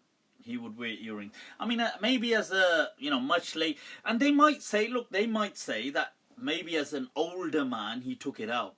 And he may have, I don't know, he may have taken it out as an older man. But the point isn't about did he take it out or wear it, or the point was he obviously didn't consider it haram. So that was the point. And about Imam Hussain radiallahu an, they mentioned that even as a senior man, I mean in Karbala, the stories will mention how when they did catch Imam Hussain and they they attacked him and tried to beat him up and the whole thing, and before the actual tragedy, the final, the kind of the martyrdom of Imam Hussain radiallahu an, that at that time the descriptions will mention that as he fell, because Imam Hussain had two earrings, and the descriptions actually mention as he kind of fell, his earrings were kind of like dangling, that they were shaking. And several of the descriptions mention that about Imam Hussain. And I know people might say that, look, but a lot of these descriptions, they don't come from Sunni sources and stuff like this, or the narrators might be problematic. But that's not something that they would just make up. That's because it's so irrelevant to make up.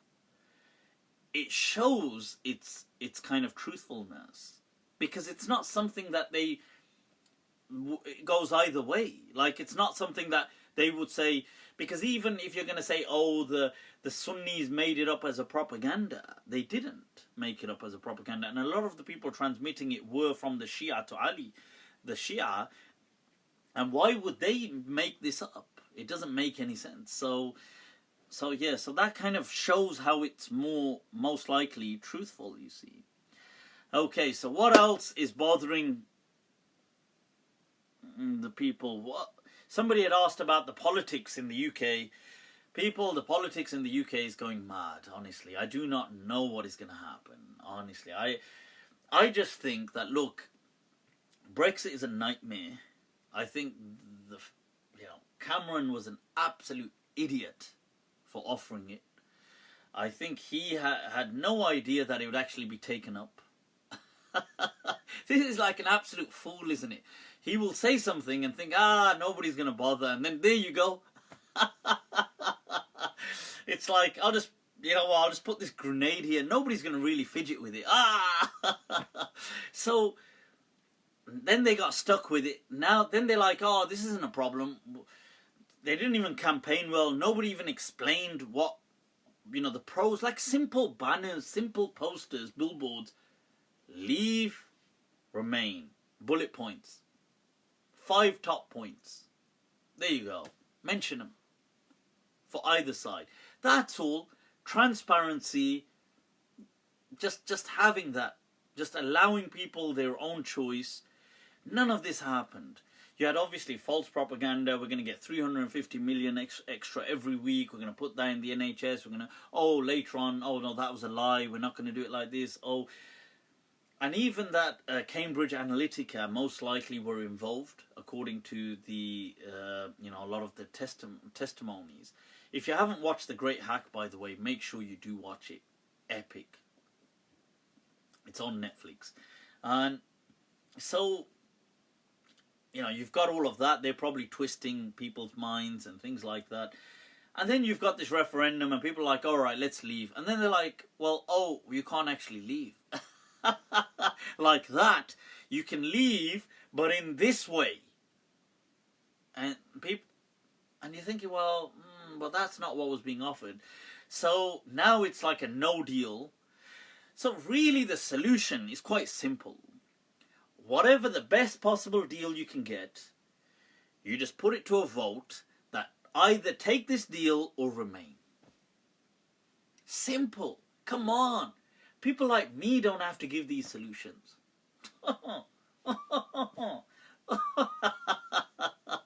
No, but seriously, it is quite simple. Anyway, what else is going on, people?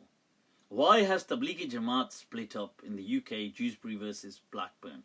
Oh, right, also, on that note, it just reminded me that Maulana Yusuf Motala Sahib, may Allah have mercy on him, and may Allah grant his family ease, has passed away.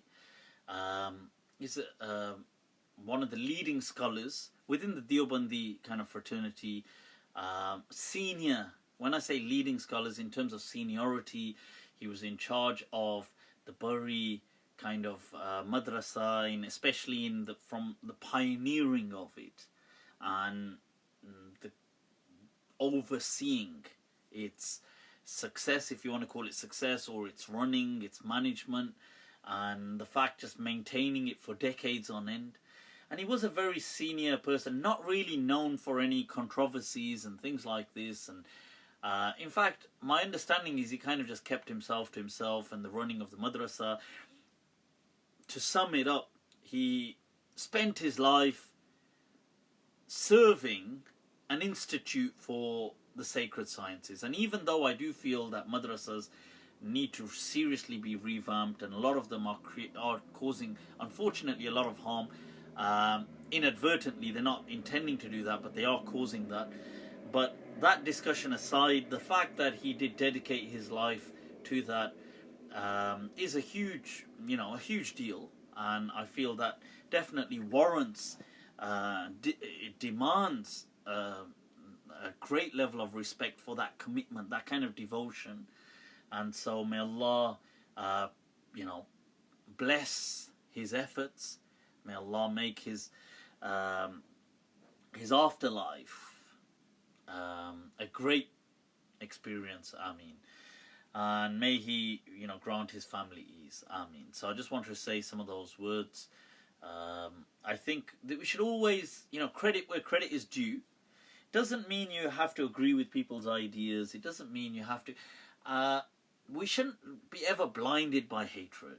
I feel that, you know, I don't get me. I disagree a lot of the times with Deobandis and also other people. But I'll disagree with them. I'll have sometimes, and I'll get on with some, but I'll have some issues with certain people. I feel that like I said, the madrasa system has caused huge problems as well in creating a certain kind of automaton Molvi that has then doesn't know what to do and just causes more problems.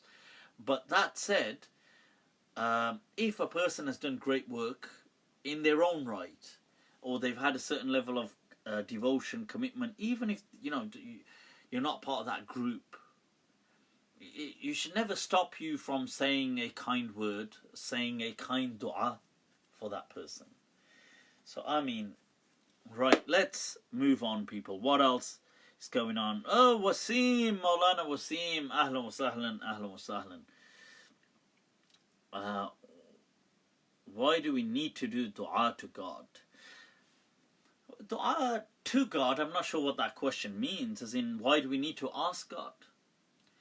I mean, there's many. If I look at that from the aspect of, well, it means that God already knows our thoughts, so why do we need to ask? If I'm taking it from that angle, then I feel it is true that God does know our thoughts. So why would we need to ask? And I would feel that it's part of a kind of healing process to say things aloud, to kind of to voice something. You kind of give it like from your internal. You see, in your mind, ideas and thoughts are not physical entities. I mean, you've got the axons, the neurotransmitters, and you've got a lot of neural activity, electrical currents going on. There isn't actually, there isn't an idea, like you couldn't unpack an actual idea in the brain. But we have these things internal, however they may, I feel tied with the consciousness maybe out there. But the point is, when we express them, by turning them into sound waves, we actually give it a physical existence.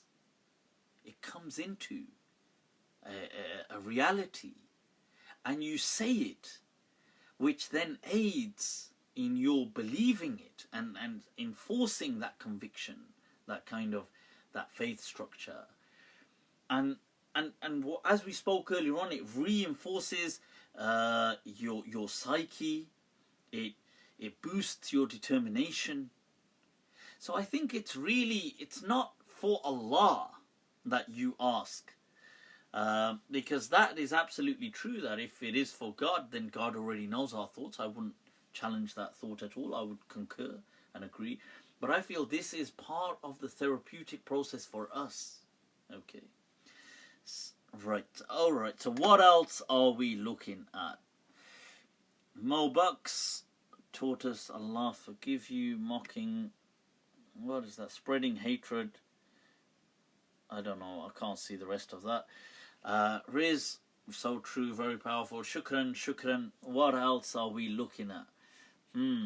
What is your thoughts on Super Dhikr? I'm not sure what Super Dhikr is. Is it like the kind of Allahu, Allahu, Allahu, Allah? I think these things are to kind of create a trance-like state. So you kind of induce a certain trance, and you have like a psychedelic experience, like a hallucinatory kind of.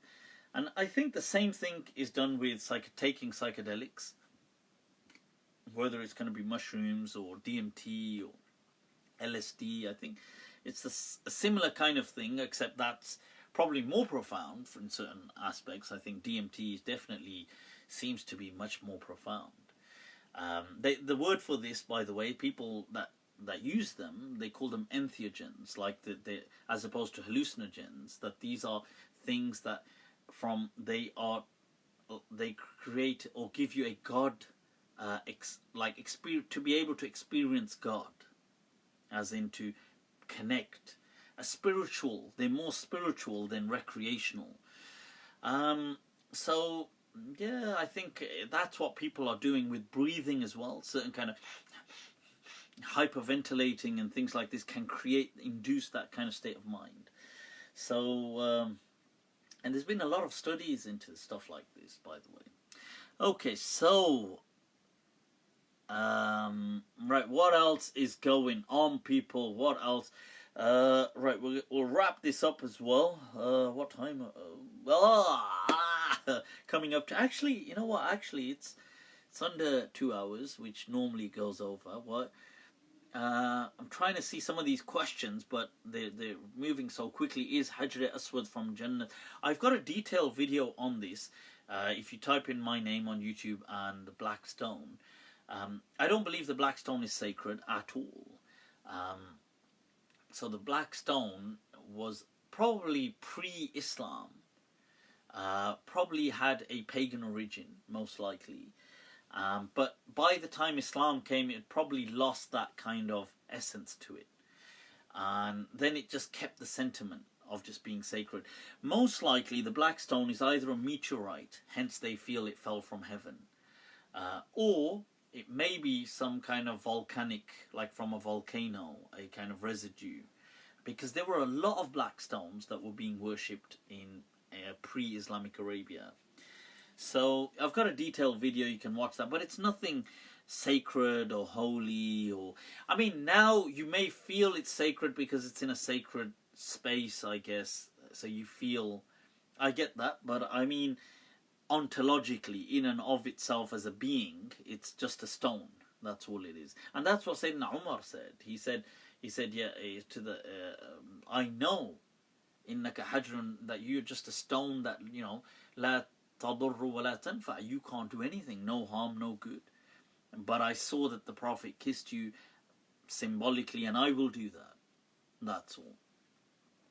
Have you come across the works of Javed Ghamidi? Of course I have. I feel Javed Ghamidi is definitely an amazing, one of the few enlightened scholars in the world today. Obviously, you see, Allama Javed Ghamidi Saab, I think now he's residing in Dallas, America, I think. But he was obviously from Pakistan, and then I think in Malaysia, and then maybe Australia, and then Dallas, I don't know. But I've watched a lot of his clips, time to time. I'll see them, they'll come up on YouTube, and I really do look forward to hearing his stuff and hearing his replies to certain things. He's incredibly talented, incredibly. And he is just a sign that this is what the Islamic sciences in places like Pakistan and India can produce. See, now he is a very senior gentleman, a very senior, you know, sheikh in age and things like this.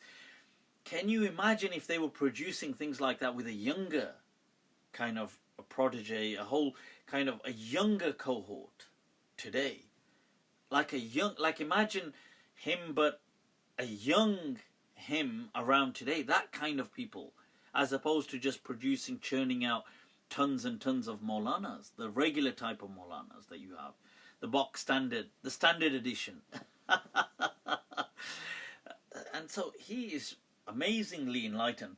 That said, I do understand that, look, we all have our kind of, like our cultural biases, our influences, prejudices. So naturally, I'm from the UK, born and raised here. Somebody that's born and raised in Pakistan will always, especially if we're talking several decades back, will always see certain things differently. Because that's their context, you see. That to them, that is always normal. So I accept that. I recognize those kind of what to me may be limitations. To them, maybe what I'm saying is just, you know, on the same end, oh, he's just influenced because he lives in the UK and that's influenced his way of thinking. So I get that there are some issues that sometimes I do think, Allama Saab, I think that one, I think just, you know, that one slipped away. But I would love to meet him, inshallah, if possible. I'd love to actually do something with him, as in a joint event. I don't mean in that sense, you sickos, as in a joint event or something to cover a topic, right? So that would be awesome. Right, so what else is going on? Oh, Muhammad Abdul Awal is in the house. Maulana Sahib, ahlan wa sahlan wa barakallahu feek. One of my madrasa codies, my criminal partners in crime, right? So, from the madrasa days. What do you think of Maulana Salim Dorat? I don't really know too much about him. Apart from he runs an institute in Leicester in the UK, he's one of the senior Deobandi figures. I know he has huge clout amongst the Deobandis within the UK.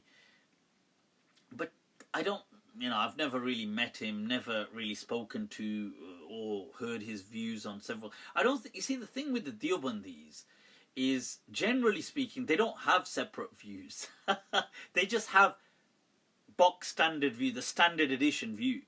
Like that everybody must just have that same, it's the standard edition. That's all it is.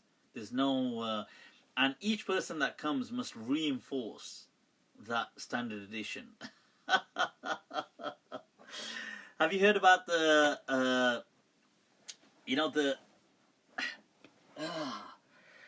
have you heard about the story of Roderic, the king, before the Muslims invaded Al-Andalus, or liberated Al-Andalus, right? So before Tariq bin Ziyad arrived there, but Ludrik, as in Arabic, but Roderic, he was this ruler who kind of was quite a bit of a despot and quite there was basically a reign of tyranny and stuff like that in his time. So people were upset with him; they didn't like him. But he had these kind of astrologers and all these people in his court that would, kind of tell him the future and everything.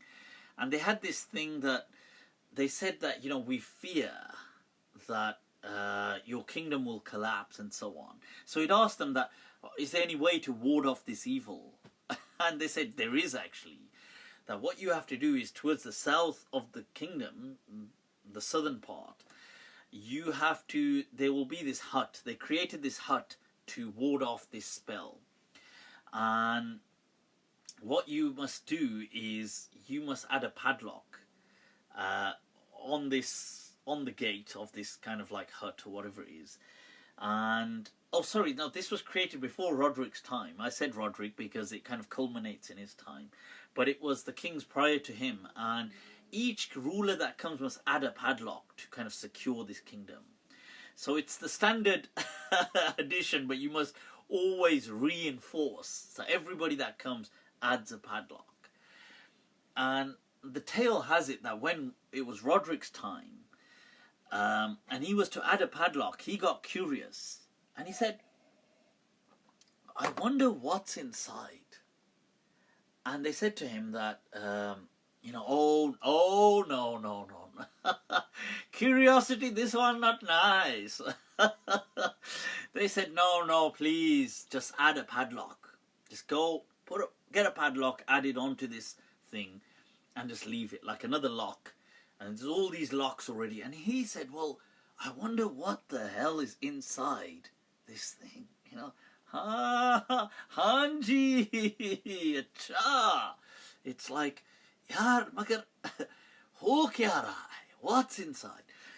So he said, I'm going to open it up. So his kind of court, the people who shared his court with him, the royal court, they were really stressed out. They said, right. So they came up with what I think is quite a master plan at first, a master offer. They said to him, look, I tell you what, the best that could be inside is wealth. That's the best option, isn't it? They could be anything, but they could be, let's say, the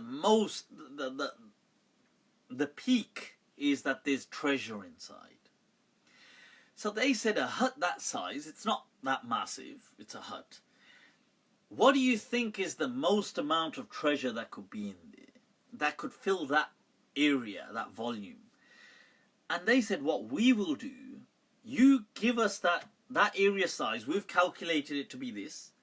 If you're happy with this, we will double that volume of treasure and give it to you. But you must kind of live up to the parampara. Yahan ke niyam. Those of you that have watched Amitabh Bachchan, this is that where he's speaking Shuddh Hindi. Right, so they've told him this is the parampara, this is the tradition. You must add this thing. Whatever, we will double it. What say you? But as many of you know, people, curiosity has a way with the mind and with the heart. So Roderic was like, nee yaar. He was like, what's that? He said, what's that dialogue? It's Sarhad to bahut phela liye, ab zara bahein bhi phela le. That's from the movie where he says that, we've already laid out these enough borders, like meaning we've expanded so much. It's about time we also lay out our arms. He said that after that quote is to do with the woman. But the point is that he said, I think we need to, I need to explore. So as curiosity did with the cat, Roderic went and he said, open up this goddamn door. So they broke the padlocks and broke the thing and they bust open this kind of door and they went inside. And inside there was nothing. It was a vacant room, vacant hut. But there was a table. So he's thinking, what? But the table was it was like an elegant table. Some say it was made out of ivory. And the table had something on it. Like a kind of parchment. So he approaches it. And on the parchment there's a drawing. And there's something that's been written on this. So he gets closer. What is this, yaar? Ye suspense kya hai, yaar? So he approaches and he's like, what is this? And on it were pictures of men, slightly brownish, kind of as it was drawn out, as the tale tells it, that they were foreigners, dressed in white on horseback. They were on horses, and they were kind of dressed as what North Africans would have been dressed like.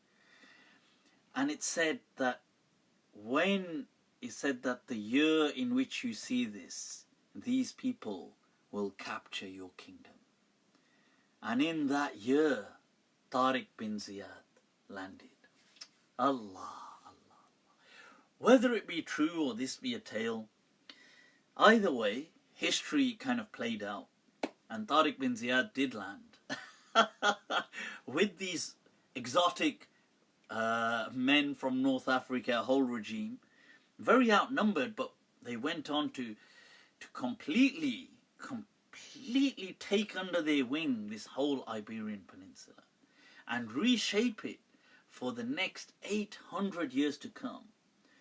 And by extension trigger what was yet to come, what was yet to become the European Enlightenment in the centuries that followed. And I think that's amazing. I think history is just something which, I suppose the veritability of the story could be questioned and things like this, and it may just be a tale. But, it is definitely an interesting one. As the poet said, وَهَلْ أَتَاكَ حَدِيثُ أَنْدَلُسٍ فَقَدْ سَرَى بِحَدِيثِهَا الرُّكْبَانُ. Allah. It says, have the stories or the tales of Al-Andalus reached you? For their stories have gone far and wide. So people, I think that's... Right, if there's any quick questions, I'll tell you what, I'll do a few rapid round and then we'll wrap this up.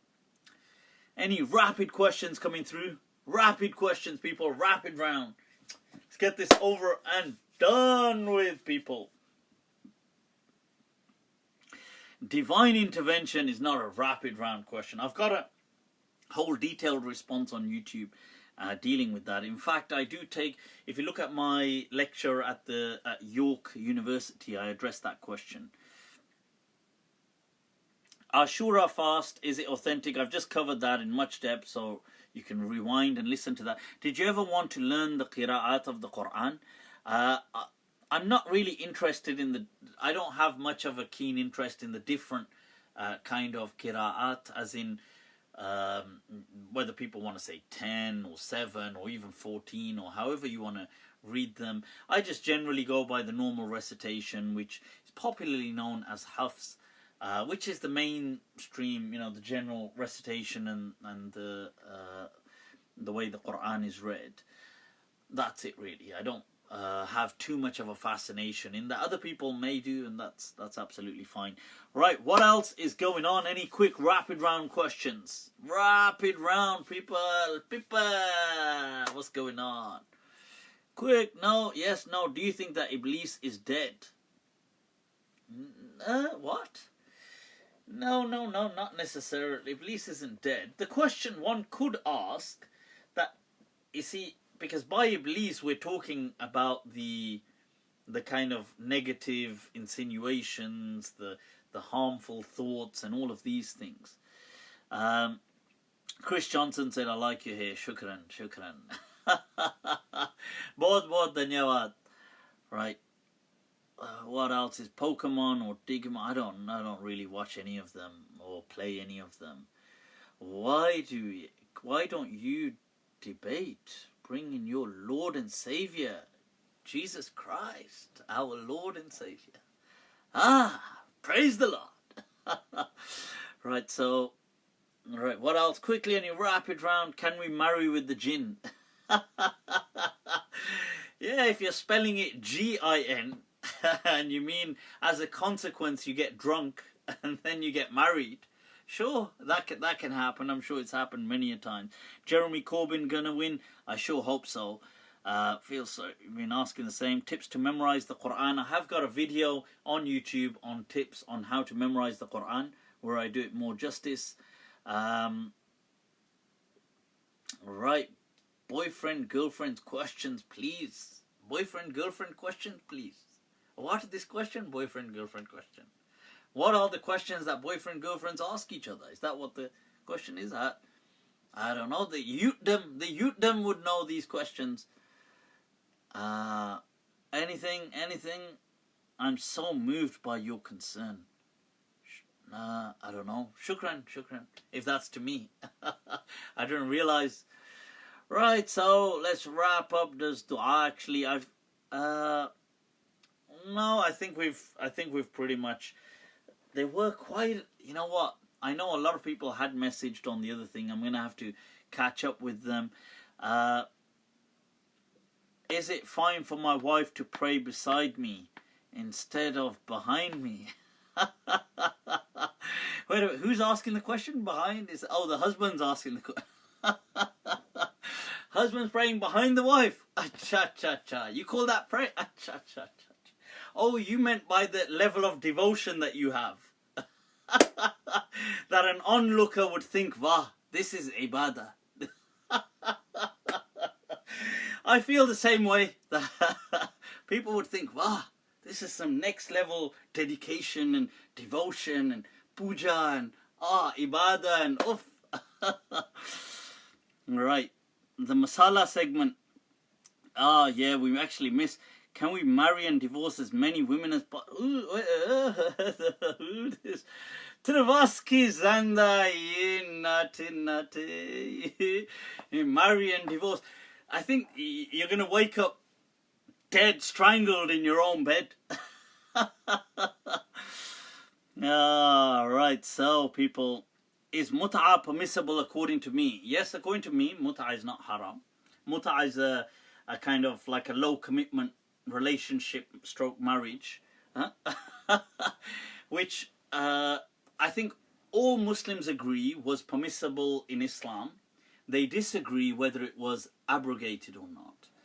Many of the companions believed it was, still permissible, and some scholars, and then later on, unfortunately, because of politics. But I don't believe it's haram, no. Somebody said, mut'ah, my favorite. All men have same concerns. It's true, you see, because I was going through this thing on, the male brain and the female brain. It's really interesting, because this sheds light on when people say, oh, I'm a woman in a man's brain, or I'm a man in a woman's brain. You see, it's actually interesting because the male brain and the female brain are actually different. They're actually, I know they both look like brains, and I don't just mean in size sense, because obviously that's relative to the body size. But there are, like, the estrogen receptors in the female brain are triggered and activated in ways, and I know in the male brain they are as well activated by estradiol. When testosterone, it's then converted into estradiol, the estrogen equivalent. But there are androgen receptors in the male brain, and the androgen receptors, you see, they have certain areas formulating and forming within the male brain that are very different. Like areas to do with sex, for example, are usually that are dedicated are much more. They say up to 3 times more than in the female brain. Hence, they say the average man every, I read something like 58 seconds thinks about sex. And all the men here are like, yeah, that's about right. All the men are like, yeah, that doesn't sound so excessive. That sounds about, it's like men in just a men conversation. They're like, that sounds quite moderate. That does. Yeah, that's like a balanced kind of guy.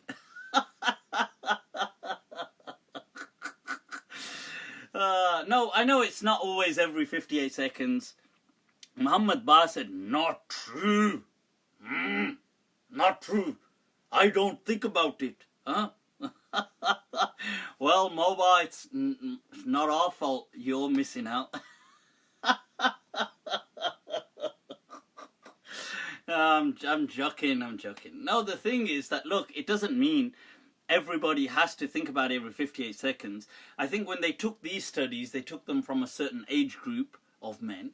But if you get men and women and of a similar age group, they will find that the results that they do think about it will be probably 3 to 4 times more on average. Doesn't mean everyone, but on average. Obviously not you, Muhammad Ba. Muhammad Ba's made his stance very clear. He doesn't think about it at all. Qasme. Qasme, I've never thought about it. Ah, bechara. Somebody get some pills to Muhammad Ba. You want to share a P.O. box address, and we can anybody to write an ongoing prescription, please.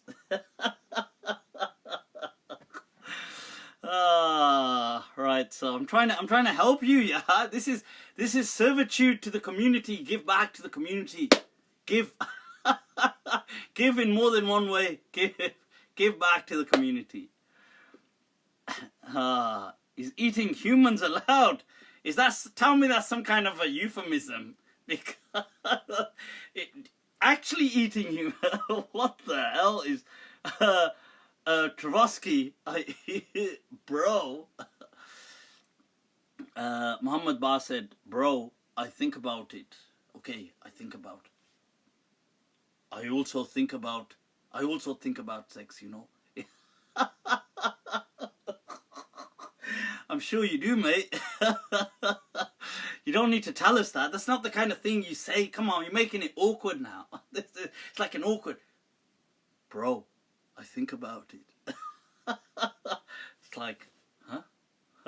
Okay. Do you think about it in a straight way, or in a am I in some kind of danger here? Is it like God myself quickly The old Pakistani tradition of don't do your back, don't show your back to, it all of a sudden makes sense. Right. Khadim Hussain Rizvi said, I think about Muhammad Ba. Well, is it not irresponsible to allow men to divorce on the spot? I totally agree. I totally agree with that. It is irresponsible. I think it would be awesome if it could be banned. Sounds like he's a number... Oh, no. Let's not pick on people. Oh, this one not nice. This one not nice. Right. All right, guys. Let's wrap this up. I think we've got a... Yep. Cool. Triple secret love of this. I've got no idea what the comments on YouTube are going on about. They're just having a conversation with each other. Right, so guys, take very good care of yourselves. Right, any questions, reach out to me on Instagram. So you gotta keep up with the youth. This is it. You gotta keep up with the youth, honestly. Right, so Instagram, Facebook, Snapchat. You know, on Facebook, if you do message me, it's better. It doesn't have to be. It is better if you use Facebook Messenger and you message me, because sometimes to give a quick response, it's easier to send an audio response. And Instagram allows that as well. But cool. Guys, take very good care of yourselves. Any other issues, right? Feel free to reach out. Till next week, stay blessed. Over and out, people. Assalamu alaikum wa rahmatullahi ta'ala wa barakatuh.